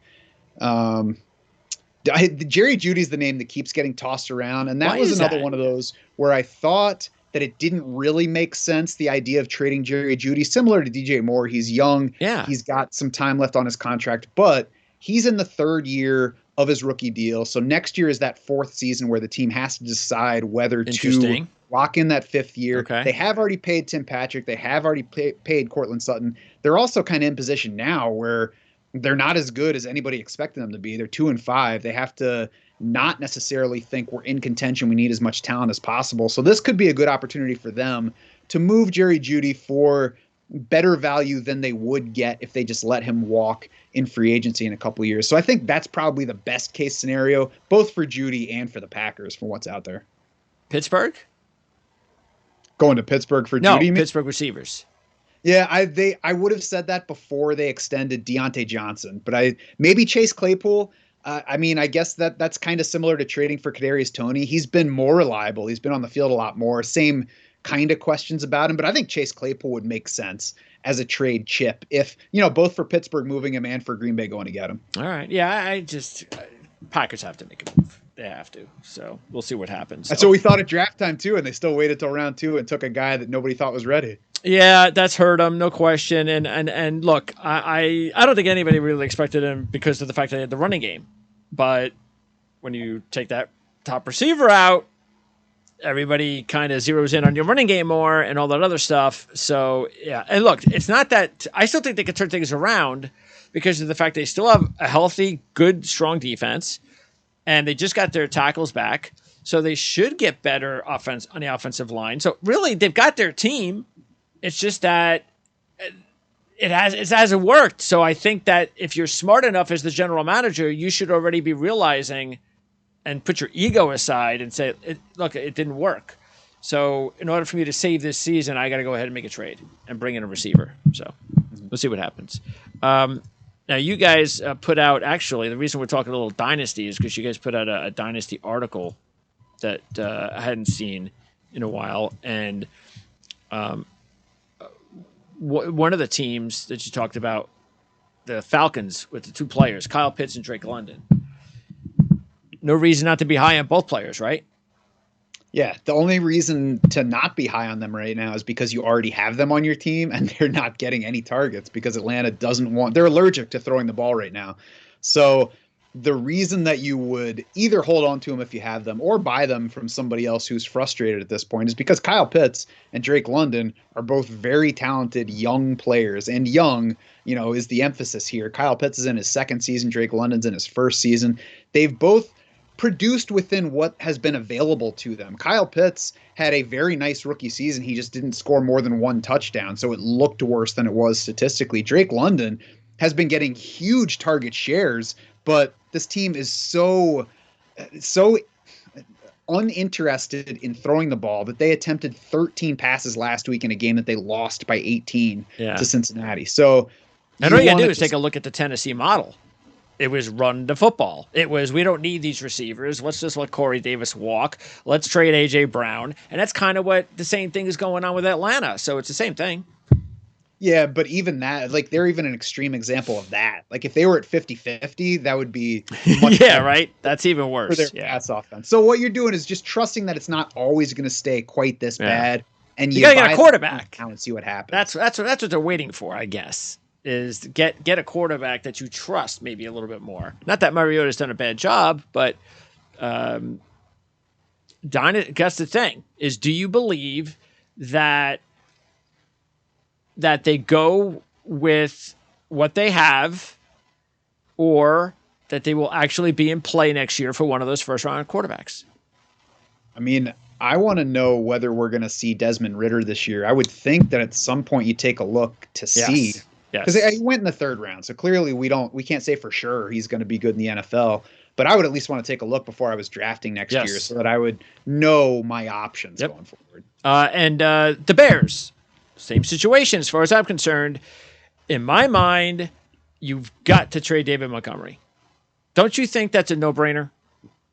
Yeah, I mean, depending on what you can get for him. Because I think if he leaves after this year as a free agent, they probably get a third-round pick. I don't know exactly how the compensatory thing works. But I think if they get some team that's interested offering a third-rounder or even a conditional that can become a third-rounder, it certainly seems to make sense for them, especially after Monday night. We saw them have Khalil Herbert on the field almost as much as Montgomery in that game.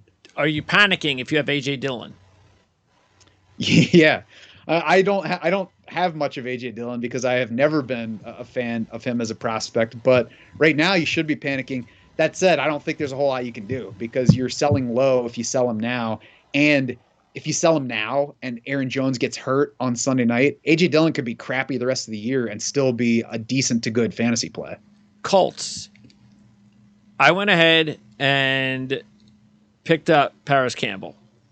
Waiver wire pickup because we've all been waiting for Paris Campbell to stay healthy.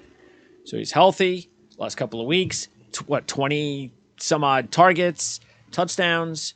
Okay, they can't be throwing the ball that much. It's just ridiculous. It's got to sooner or later come down. I get that. But they now made a quarterback change. I got to believe that Frank Reich knows what he's doing. And enough of this old quarterback stuff. We got to go with the younger quarterback with the fresher legs and all that other stuff. And I see this as an opportunity for the Colts to actually be better. So that's why I figured, I think this is a good time to pick up Paris Campbell.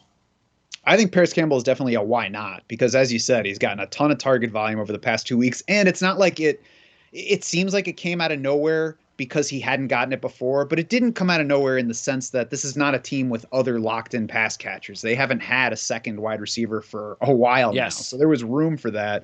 And I'm with you on the Sam Ehlinger move. I have no idea whether it's a good move, but I'm just going to go ahead and trust that Frank Reich, at the very least, sees it as a why not move, because if he thought it was a step down at all from what Matt Ryan is right now, then there would be no reason to make it. They already paid the draft picks. They're already paying the salary for Matt Ryan. So, if he doesn't see some potential for this to be an upgrade, then it's just a move that wouldn't make any sense. And the other thing it might be is sort of like what we're talking about with Atlanta, that, hey, you know what? We kind of like what we see here with this kid. Is he for real, though? Or do we have to go out and get a quarterback next year? So it might be, let's go ahead. I think I like what I see. So let's give him a try. Because if he actually plays well, they go to the playoffs with him. He looks like he could be a starter for them. Then they don't have to worry about the quarterback situation. At least they give it a shot. And I think that's definitely got to be part of it. And they're 3-3-1. They're a game and a half sure. first place in their division. So it's not like they're sitting there with one win and they're like, oh, we got to do something. They could still contend for their division. They're clearly not throwing it in. All right, Matt. So what's going on at Draft Sharks? It's just you and Matt, just shooting the breeze, shooting the sharks every couple times a week. Oh yeah, we're on the pod waves, talking preview, talking DFS, talking recap. I do the recap show with Adam Krautwurst every Monday on there. As you mentioned, we got our Dynasty Buy Sell Hold report. We've got the free Underdog Pick'em plays that hit the site Wednesday as well. So even if you're not a Draft Sharks insider, you can go to draftsharks.com. You can find free articles that will help you out in your fantasy or betting play. And don't forget, awesome information on a daily basis for injury news. It's just a great tool just for that. Even if you're just not even a fantasy fan, you just want to know what's going on. You want to keep up to date, newsworthy of especially injuries. That's very important. And then you've got the injury indicator tool, which is always very interesting. By the way, I haven't checked. Did you? It's the first time Breece Hall's been injured? I think it's his first significant injury. I'm not sure if there's any history, but it's. Yeah, I don't recall he's done anything big in his past. Yeah, because he had so many touchdowns at Iowa State. I doubt that he sustained an injury there. All right, Matt, appreciate it. Unless Jared goes and plays another round of golf somewhere next week, we'll talk to you maybe in 3 weeks, something like that. Yeah, I think if it's unseasonably warm again, then we'll have to see about Jared's plans. But yeah, always good to be on, Greg. I appreciate it. Back to the show. All right, we are back after that fantasy break. Time to talk NFL Week 8, Mark. And before we do talk NFL, I mentioned before the break, and of course, if you did stay tuned to check out what we had to say on the fantasy segment, we talked about those trades. We didn't get an opportunity to talk about it last week because when we were recording the show, it hadn't taken place yet. There was no real opportunity to wonder whether McCaffrey would play, and it really wasn't part of their offensive plan last week. He played a little bit, but the long-term McCaffrey move to San Francisco, what do you think about it? Well, I think it's a great trade for San Francisco here. It's almost too obvious. And I don't think they really give up anything in the too much hawking to get him. No. There were a lot of other teams that wanted him that were very, very interested in the Buffalo Bills, the LA Rams, Philadelphia Eagles, to mention quite a few other teams. But it was San Francisco who landed him, and I think that's going to be a big, big boost for the Niners as far as their run goes for the playoffs here. Big pickup by them, and I think it was a job well done by Frisco. What do you think about what could happen as far as trades? Because as I mentioned on the fantasy segment, the one team that needs to make a trade to bring in a wide receiver has got to be the Green Bay Packers. I just don't think that they're this. I think if you put a decent receiver, you're not going to get a Devontae Adams, but just get somebody that could be a number one. And I think they can start winning games again. But they have to make a move. Well, I think they looked at the Pittsburgh Steelers, who are going nowhere this year. You got Claypool on the football team. He would look really nice with Aaron Rodgers, and I think he would fit immediately if a trade could be constructed. Now, Green Bay's been a little bit tough to deal with as far as the trade market goes, and then they're also a little bit reticent about bringing wide receivers in for Aaron Rodgers. I have no idea why that is. Yeah. We've seen it in the drafts before in the past, but they have to make a move for a wide receiver. Unquestionably, it's their Achilles heel right now, and I'd be stunned if by the draft deadline there's not a new wide receiver at Green Bay. By the way, a defensive move, big pickup for the Eagles. They get Robert Quinn from Chicago. They're still undefeated. Big move. That's going to help their defense out quite a bit. Look, if I'm a GM, the one guy that I'd like, if Chicago's making trades right now, I'd like to go after Roquan Smith, because who knows if the Bears are going to spend big on this kid. Contracts getting ready. It's time to put up or shut up. I don't know. I mean, I don't know why the Bears wouldn't, but if the Bears are not going to pay this kid, I mean, I'm a team looking for an inside linebacker. I think you got to make that move. It'll be interesting to see if he gets traded at the deadline as well. I'd be a little bit surprised if he were, Greg, only in that I think they will give him the money. They'll cough up.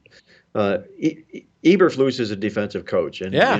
He's an anchor to that defense. They'd have to almost rebuild again if they let him go. And I think they got a little taste of what things could be like in that win against New England on Monday night. That looked really, really nice. It was an impressive win, especially to see Justin Fields finally breaking out of his shell and having a really good football game. So I don't know if they're gonna break up the party there. I think they're gonna stand pat there that way. They should, yeah. Yeah, I think they should too, because only better things are going to happen for the Chicago Bears down the road. Yeah, and he had a monster game Yes. on Monday night. And yeah, that was just New England as a heavy favorite lost, and Tampa Bay was 13-point favorite. They couldn't 3 points. I mean, I know they've got offensive line issues, but come on. I mean, there's something. I don't know if it's Todd Bowles. I don't know. There's talk about Brady and his personal life, but I don't know what's going on there. And they're playing tonight against Baltimore. They went from a 1-point dog to a 2-point favorite, which I actually think the line should be. Tampa Bay should be favorite, because I'm not even sold on Baltimore. I kind of got to believe that Tampa Bay with Tom Brady is going to have a little bit of pride at home and win this game tonight, but I don't know what's going on there. Well, here's how I look at the game, Greg, is that, yes, Tampa's having problems I've never, ever seen in my life, probably never, ever will again. A team that's laid double digits 3 games in a row, lost the money all 3 times, and lost straight up 2 of those football games like Tampa Bay has done. But I'm also going to say that this is not a Baltimore Raven football team that's playing anywhere near where they should have been a road favorite in a football game. They've got their own problems right now, Baltimore does. And I thought it was a bad line, not so much because it was Tampa Bay who they were taking advantage of, just the fact that they're forgetting about who Baltimore is, and Baltimore's doing everything they can just to win football games. I think the move to Tampa -2 here on game day was the correct move. Mark Andrews has 4 straight primetime touchdowns for Baltimore. So Baltimore is at New Orleans on Monday Night Football next week. Tampa Bay 1-4 straight up, 0-5 against the spread in their last 5. Wow. Okay, another Euro game in London, Denver and Jacksonville. I must say this, okay? Didn't we just go down this road last week with Jacksonville? We went down this road with Houston a few weeks ago. Why do they keep making Jacksonville a favorite? I'll take advantage of that. Please keep doing it. Not just because of that. Okay, let's just get over the whole Jacksonville can't win when they're favorite, whenever they are favorite. But Russell Wilson is playing. And I don't know if anybody knows this, but the Denver Broncos have one of the best defenses in football. It's the offense that just can't get over the hump. They kick too many field goals. They make, early on in the season with the coach, they make stupid coaching decisions. But they're playing Jacksonville. What are we talking about here? How is Denver with Russell Wilson and that defense the underdog? I don't understand it, but I'll take it. I'll take Denver. Thank you. I'm with you. Jacksonville favorite. Come on, tell me why. Especially it's not like they're over Jacksonville. They're favored over a real good defensive football team in Denver here. I'm with you. I'd have to take the points in the football game. I know favorites have done really rather well in London, but this is not your typical favorite in Jacksonville. They're a favorite by default, if you will, in a sense, by a public default because of the conception of Denver and their offense and Russell Wilson. But I'm with you. I could never lay Jacksonville minus the points until they prove they can win successfully back-to-back games in the role of a favorite. And I got that elite defense going up against Trevor Lawrence. And even though he had a season-high 310 yards passing last week, Denver's defense is a lot better than the Giants. Yes, it is. And let's not look. Again, it was an ugly loss to the Colts, but it was overtime. It was not the prettiest game, but they went to the Chargers and they lost again in overtime. So, if they have 2 field goals in overtime, 4 versus against, we're not even talking about this. Denver's a 7-point favorite probably. So I don't understand how, I don't know, but crazier things have happened.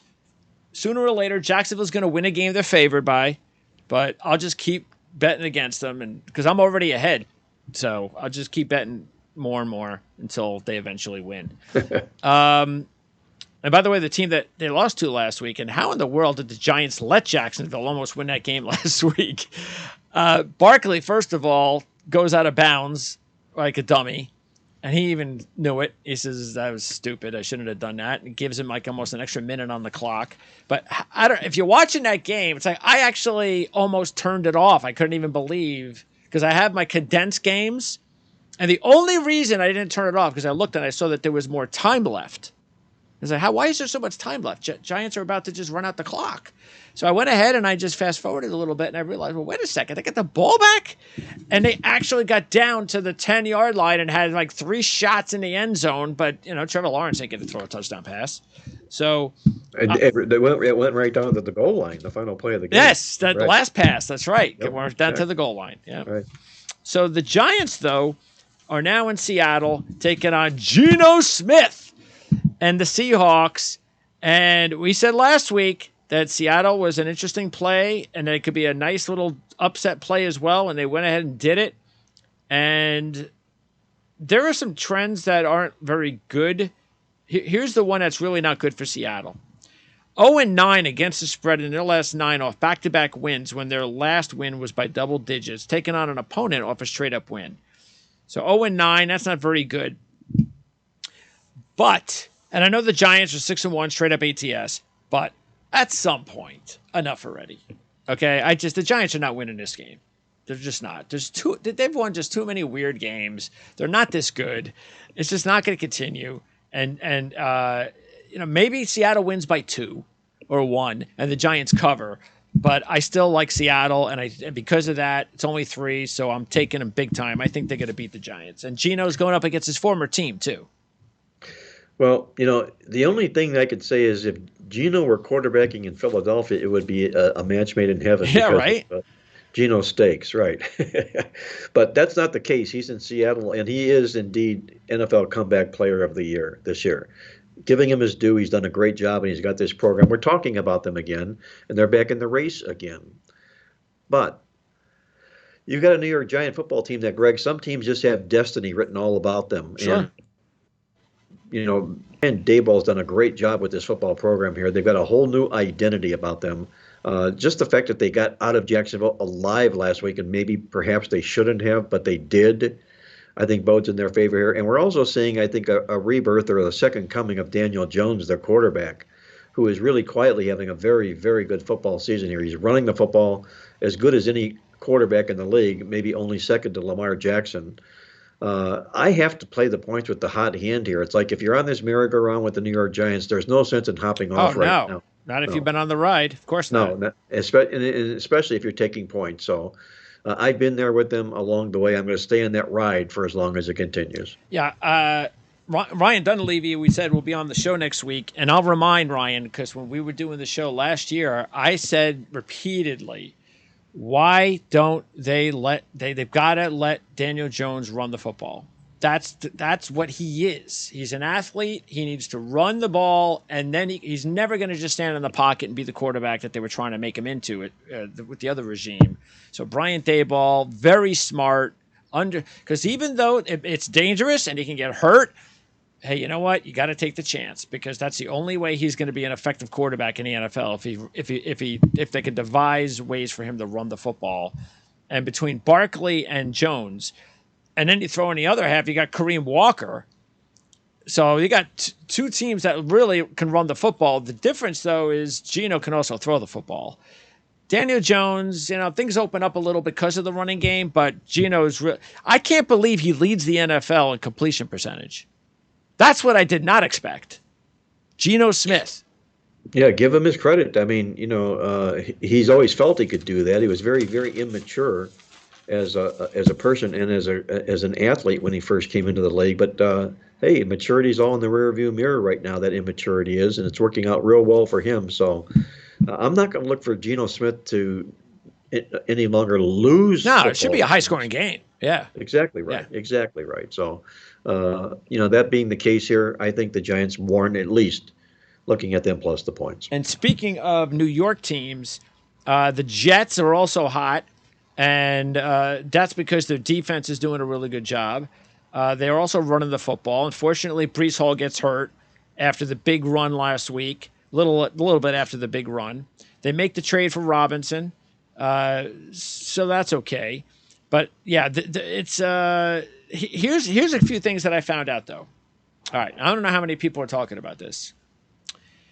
The last 5 opponents that the Jets have played, and it'll be 6 with Buffalo next week.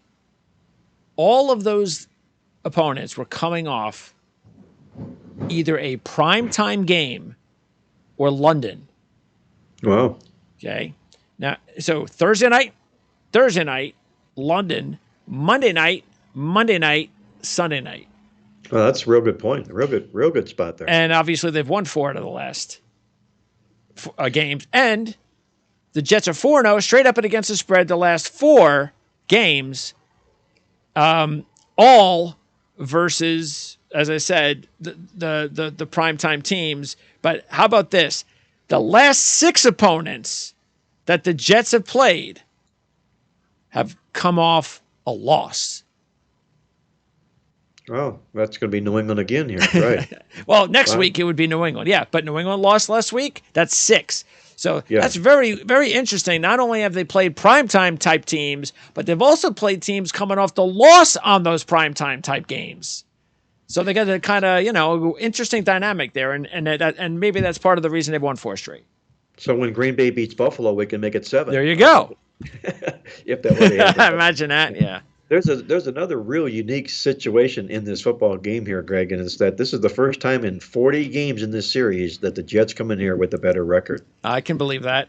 Yep, than New England does. So, they're feeling a little bit footloose and fancy free right now. They're still not the favorite. Not quite. No, they're not. It's up to 2.5 now. Right. And I'd be interested to hear what Ryan Dunleavy has to say about them and their chances this week here. I kind of leaned to New England in the football game. I don't like the way that they were embarrassed on Monday Night Football.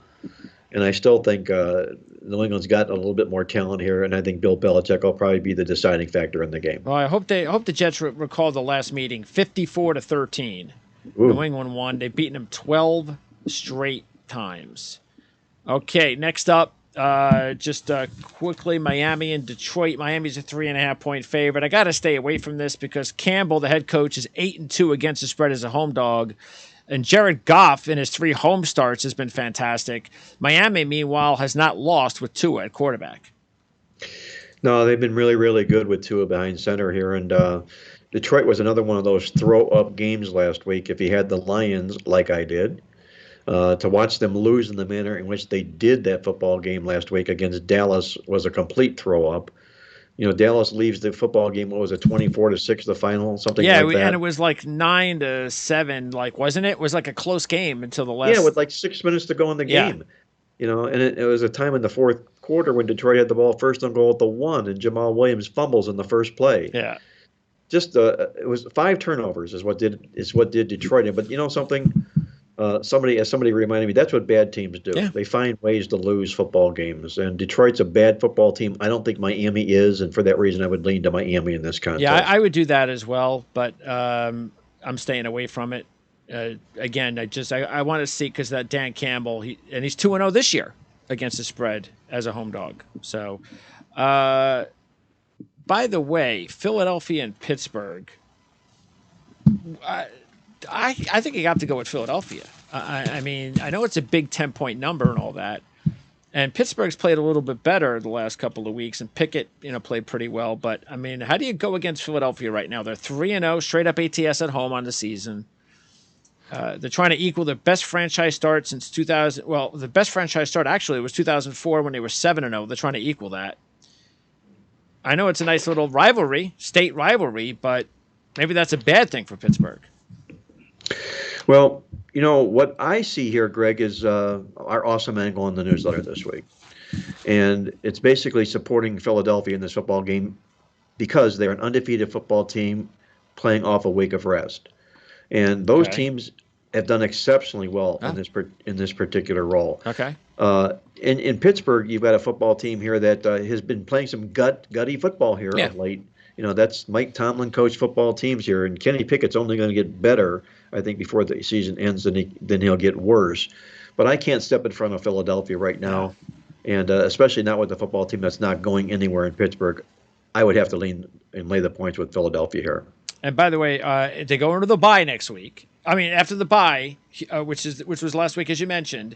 Next week, the next 2 weeks are prime time. They go to Houston on Thursday Night Football, and then they host Washington on Monday Night Football. So not exactly tough competition. You could see Philadelphia 9-0. You could well see Philadelphia 9-0. They're looking like they're on easy street here right now. But not Mike Tomlin, Sirianni's going to remind them that sometimes you can't take it too easy here, guys. You got to come fully focused in a game like this. And laying doubles could be dangerous for undefeated football teams, but there's only one way for me to look in this game. We've seen a lot of stranger things have happened. Yes. So anything's possible. Just like Chicago's win over New England last week, and they're right back in the same situation as a 9-point dog at Dallas. Dallas will head into the bye after this one. Chicago will host Miami next week. You have the matchup of the two teams with the only running back duos in the NFL that have 400 or more scrimmage yards each. Herbert, Montgomery for the Bears, Pollard and Elliott for the Cowboys. What do you think about this one? Well, make it Pollard only because Elliott's out for the football game. Oh. And I think he's one of the biggest wastes there is. I mean, this guy finds way to either underperform in every football game that he plays or not even suit up for football games. I think he's just stealing money right now, Ezekiel Elliott is. He broke out on the scene really strong his first year or two out of Ohio State, and he's been a bust since then. So got a lot of money. Yes. But him being out doesn't really affect this line, none whatsoever, not one iota, because of Tony Pollard in the football game, as you mentioned here. I still feel Dallas comes into the football game off of this phony-looking win, and Chicago comes off of a good, hard-fought victory in the football game here. I'm going to take the points with the Bears here and make Dallas play a complete game. Okay. Also, we have a couple of teams in the AFC South matching up, not against each other, but in games. And I'm actually going to go with both of those teams, Indianapolis and Tennessee. Indianapolis, they're both pretty much a field goal type favorite. Indianapolis, 3 points against Washington. Washington is not winning 3 straight games. Okay? It's not happening. I know Sam Ellinger's getting his first career start, but I talked about this on the fantasy report with Matt. If Frank Reich replaced Sam Ellinger with Matt Ryan with Sam Ellinger, that means he thinks Sam Ellinger can play. And I think he can play too. I think this is going to be an upgrade.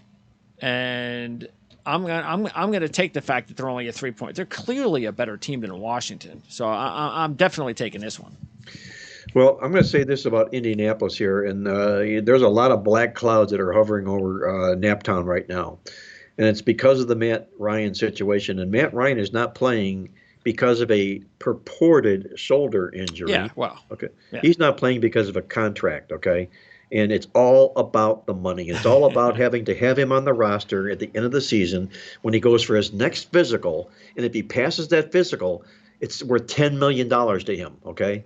They don't want him taking that physical, okay? They don't want him playing. They're going to save $22 million by not letting him play. That's the move in this move here right now.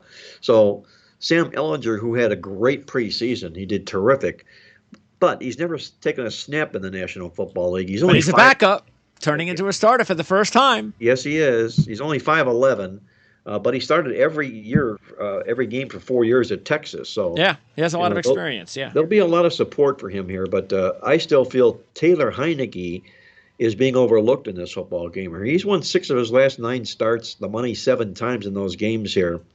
I'm going to take the points with Washington and hold my nose here, only with the feeling that I think there's a bad omen going around Indianapolis right now. By the way, it's strange, but it's like for the past few games, I have taken Tennessee, and they've won 4 straight up and against the spread. So I keep taking them, and I keep getting these really good spreads because of the fact that you have repeatedly said on the show with Victor how Tennessee just they get out yardage by every team they play, but again they just keep finding ways to win, and they're playing Houston, and they're only a 2-point favorite against Houston. So I think that's a bonus almost. It's like their stats are so bad that the spread is so low, but then they win these games and they cover these spreads because really a team like Tennessee, you would think they're a 7-point favorite. They're a playoff team last year. You know, they're Mike Vrabel. They're another good team. Derrick Henry. But they're only a 2-point favorite because their stats stink so badly, but I think it benefits their spread number. So I'm taking them again. Well, it's not like Houston's ripping it apart in the stats either. They're only 1-5 in the stats this year. So that's true. This is really 2 bad football teams. One of them just happens to have a winning record. And unbelievably, if the playoffs started this week, Tennessee would be the number 3 seed in the AFC. I just can't believe that. That just blows my mind that they would be a number 3 seed in the playoffs at this particular Well, they play at Kansas City next week. Well, then guess what? If they don't win the stats here, they're going to still be winless after that. Yeah, that's true. But I cannot lay the points with Tennessee because of that situation, as you just mentioned here. They're just flat out not playing good football. They're playing very fortuitous football. And Houston does not quit. They're a bad football team who just does not throw the towel in. I'm going to stay at home with the Houston Texans in this game. San Francisco and L.A., this is a game I'm definitely staying away from. The side says take San Francisco because they've won 7 out of 8 against L.A., even though the only game they lost was the one that counted, the championship game last year. They beat the Rams 24-9 as a 2-point dog week 4. The Rams, meanwhile, coming off a bye. McCaffrey is playing. Now he'll have a much bigger role. It says to take San Francisco, but that's kind of why I'm staying away because I don't know. I don't know about San Francisco, especially on the road. They haven't been very good on the road this year. Well, you take a look at the 4 teams that were in the playoffs championships last year. They're 12-15 right now combined in the season here. They've really played some bad football. Parity. Yeah, the Rams being obviously the kingpin who won the Super Bowl. But what you've got here is a game I believe that the Rams need this game like blood, okay? Number one, they've taken on the chops to Frisco earlier this year. They're off they're off a win, but they've got a week of rest to get ready for this football contest here, and they cannot afford to lose this game at this stage or this juncture of the season here. Does that mean I'm going to play the Rams? No, because I have this gut feeling about San Francisco being a football team that just might go on a run from this point forward with Sure. the McCaffrey pickup here. Yep. They're just that good, and I don't know if the Rams are that good. And you've got the Sean McVay factor here. McVay is very, very good in revenge, and he's got that extra week to get ready for the game here. I'm staying out of it like you. Arizona, Minnesota. This is a 3.5 to 4 point spread. These two teams played a great game last year. I believe it was week 2, 34-33 last year. Arizona won as a 3-point favorite. I think we're going to see the same type of game. That's why I'm taking Arizona and the 4 points, because Minnesota has proven before that they can win and not cover games. So I think Minnesota could very well win. But I think it was big for Arizona to get that win last week to keep their season alive. They got Hopkins back. So that makes them feel good. Minnesota coming off the bye, first-year head coach coming off a bye, so you don't know how he's going to handle that.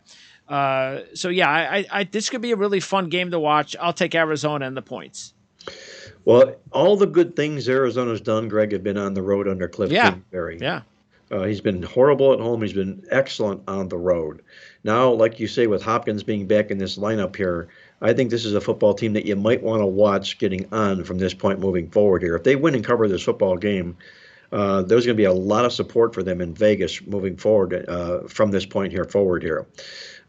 Cliff Kingsbury does his best in games when he's coming off a win and taking an opponent off a win. You got the combination of the two factors here, and he's on the road as the dog here. I think Arizona wins the game straight up, and I don't think it'll be a surprise to many people in Vegas. Yeah, they're 7-1. Their last 8 as a road dog, 1-0 this year. And Minnesota 4-12. Their last 16 as a home favorite. Wow. So 1-2 this year. By the way, the next 3 games for Arizona against all 3 of their division opponents coming up after this. Okay, the other games to wrap up, the Sunday games, Las Vegas and New Orleans. And I'm taking Las Vegas, but I really the thing I don't like is the fact that I have to deal with some really bad trends. That's what scares me, especially this one. They're 0-14 as a non-division favorite versus an opponent off back-to-back straight-up losses. And they were 0-1 in that this year. They were 0-13 coming into this year. They're now 0-14 in that spot. So that scares the bejesus out of me. Throw in the fact that they're 1-9-1 against the spread. They're less 11 as a road favorite. Keep in mind they lost the game against Tennessee as a road favorite. That scares me. But New Orleans is 1-5 in their last 6. 0-2 straight up ATS as a home dog this year. And I said this last week. I think Las Vegas is going to get on a roll. I think the schedule is there. They lost close games this year. I think they're too talented. I mean, you got really good pass rushers in Chandler Jones and Max Crosby. You know, Adams at receiver, Hunter Renfro's back. You got the running game is clicking with Jacobs. I just think I think the schedule is opened up. They got the big win they needed last week to start to get on a roll after the bye. That's the reason I'm sticking with them. But the trends say to go with the Saints. Well, I'm with the Saints in this football game here. I know Andy Dalton's going to start, and I think that's going to benefit the football team.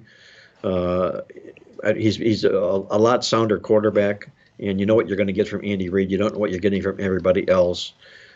Vegas has been a mess. I mean, just an absolute mess.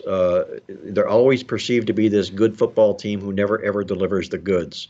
And if you take a look at the Saints side of the football, they played really well for a 2-win team. They won the yards in 5 of their 7 football games. That's not what you find from 2-win football teams. And you've also got in Vegas here a football team that is horrible in the role of a favorite. That stat you just laid out about them is one of them. I don't trust this team with the 10-foot pole, Vegas, laying points on the road. I don't like them laying points anywhere, but especially on the road against a team that's played a lot better than their record indicates. Give me New Orleans in the game. By the way, they'll be giving points on the road again next week, you would think, at Jacksonville. Yes, they will, for sure. If they win this week and get the bugaboo off with that, then that could help them out. But that's why I said the schedule isn't that bad. If they win this week, they have a chance to get back to 500 next week. By the way, New Orleans will host Baltimore Monday Night Football. I think we talked about that before with the Baltimore game. And the last game on Sunday is Carolina-Atlanta. First time Atlanta's a favorite this year. That's part of the reason I'm taking Carolina. This is actually going to be one of my two upset picks. Carolina, actually, the dog in the series has won 4 straight. So I'm going to see if they can make it 5 straight. These two teams are going to play again in 2 weeks on Thursday Night Football at Carolina.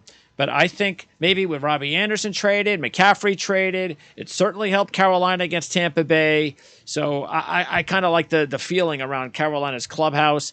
Atlanta is now a favorite at home. They're supposed to win. So maybe Carolina will keep that streak going, 5 straight road wins in the series. Well, we talked about the wackiness in the National Football League when we opened up the show this week here, and call out the fact that in their win 2 weeks ago, or in their loss, I should say, to the Rams, they gained only 203 yards in that contest. 148 of those were by Christian McCaffrey, who they then traded, so leaving them potentially with no offense at all. And what do? They go out and win. They win a football game. Yeah, So you against go Tampa Bay. Yeah, and they ran the that. football against the best rushing defense in the league. Right, without their best rusher to be found. Yeah. Right. But what you got in Atlanta here, like you say, aside from dressing up as a favorite for the first time, is they're also an Edmund Fitzgerald leaking oil favorite. They've lost the yards in every game they played. Atlanta has this year, so I can't lay points with them. I know it's Carolina, and I know they pulled a huge surprise last week. But until Atlanta proves to me that they can go out and actually win a football game on the field and outstat somebody, I'm going to continue to keep fading them, and I'll be with you on Carolina in this game. And then Sunday Night Football, the Packers in Buffalo. And this was one of those games where a couple things happened here for me. One was checking out the Awesome Angle in the newsletter, which is heavily for Green Bay against the spread. And look at Buffalo, 2-0 straight up and against the spread at home this year by 79-10. So this is only their 3rd home game of the season. But what the reason that I'm just going to roll with Green Bay and the money line at 4-1 is, look, I know Buffalo could probably win this game by 30. I'm getting Aaron Rodgers at 4-1. Okay, when I can get Aaron Rodgers at 4-1, and I know that they're not that bad. Again, I think they're one wide receiver away from being a competitive NFC champion. So why not roll the dice? Aaron Rodgers, in his last 7 Sunday Night Football games, has a 21-1 ratio with a 129 quarterback rating, which basically means when the lights are on, he's at his best. They're 12-1 against the spread, their last 13 versus an opponent with rest off a straight-up win. And again, the Awesome Angle is all over the Packers. So maybe just go ahead, take the 11 and do it the safe way. But I say, hey, you know what? Aaron Rodgers, 4-1 on the money line. I'll throw a few bucks that way. To me, it's like Muhammad Ali getting 4-1 in a boxing match. Doesn't matter who he's fighting, how old he is, what the situation is. It's still Muhammad Ali getting 4-1 in a game or a match.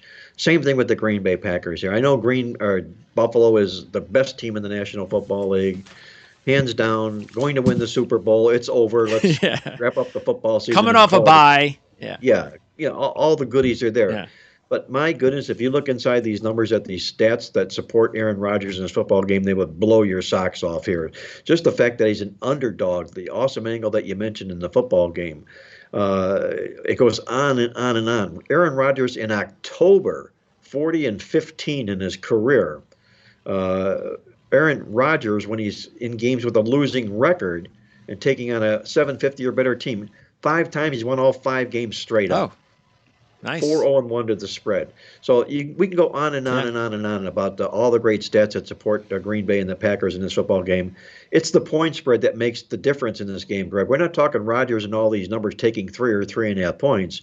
We're talking about him taking 12, maybe even 13 by the time the game plays. Probably, who knows how crazy this game's going to get here. You have to take Muhammad Ali, Aaron Rodgers, plus the points. Yeah, because if you don't, and he does what he does, you're going to go, why didn't I do that? Yeah, you're going to second guess yourself. How can I be so stupid? Yeah, exactly. Because I just think it's crazy, because already everybody's, once again, they're counting out Aaron Rodgers and they're counting out Tom Brady. And it's like, do you see their teams? It's not like they're, it's like a little fix here and a little fix there. And both of those teams could be right there competing for a Super Bowl again in the NFC. So way too early to be giving up on Aaron Rodgers and Tom Brady. The last game is Monday Night Football, and I have to go against your Cleveland Browns here. It's gotten like, I just think they're at that point now where unless they win big, and I don't think they can do that right now because the Bengals are red hot. They've won 4 out of 5. They've covered 5 straight. Burrow coming off a tremendous performance against Atlanta. So they're riding as high as they're at their pinnacle of their season. I just think when Cleveland gets into a close game, it's going to be right here. They're going to find ways to lose. And Brissett is just not capable. The only thing that could go in for them is they own the series. Stefanski's never lost to the Bengals. They've won 4 straight. That's the only thing I'm concerned with. Other than that, I like the Bengals in the 3. Well, there's another reason I don't like Cincinnati here, aside from the Stefanski factor, is the fact that they bring a really rotten rush defense into this football game here. They're allowing 4.5 yards a carry. You don't do that with football games as a road favorite in division games at this stage of the football season here. It's a no-no. You just simply don't do situations like that. The other is in Cincinnati, you've got a team that's lost 7 of their last 8 games on the Monday Night Road. Now they're laying points into a division rival here in a football game like this that everybody has got them waking up. Remember, they're still the defending Super Bowl loser, and those teams struggle as road favorites the following season here. This is a game that Cleveland needs like a vampire needs blood, okay? If they don't get this football game here, it's over for the Cleveland Browns, okay? They got their bye coming up here afterwards. They have to have this win here. I think you're going to see a big effort by Cleveland in this game. I think they pull the rug out on Cincinnati. When does Watson come back? What is it, after week 12? Yeah, ironically, for week number 13, when they'll be playing, he'll be playing his former team, the Houston Texans. Okay. Yeah. Well, what a storyline that'll be, huh? Can they right the ship? It's just so tough in the AFC, though. You know, it's probably not going to be the case. But hey, crazy things are going on in the NFL. So anything's Greg, possible. they played 5 football games this year, the Browns have, that have been decided by a field goal or less. They've lost 4 of them. Yep. You know, turn those around, let them win 4, and all of a sudden they're favored in this football game. It's just that simple. Yeah. You know, so that's, how close things are in the NFL these days. That's right. Yep. All right, Mark. So once again, check out Playbook Experts, the YouTube channel that is available right now, and you can check out the link on our page. You just go to the description area. You can click that link, go right to the YouTube page, Playbook Experts. And matter of fact, I'll be posting Jim. I think it's I think I'll be posting Jim Feist play, and Rocky is making a play too, right? Yeah, Rocky Atkinson, for the Rocket Man, he's going to be posting a free pick video this week as well. So check that out. You can check that out on the Playbook YouTube channel. All right, Mark, we'll talk to you again next week. And don't forget, next week we'll bring in Ryan Dunleavy of the New York Post with our NFL midseason report. Looking forward to it. I look forward to it as well, Greg. Be well, stay safe, and enjoy the games.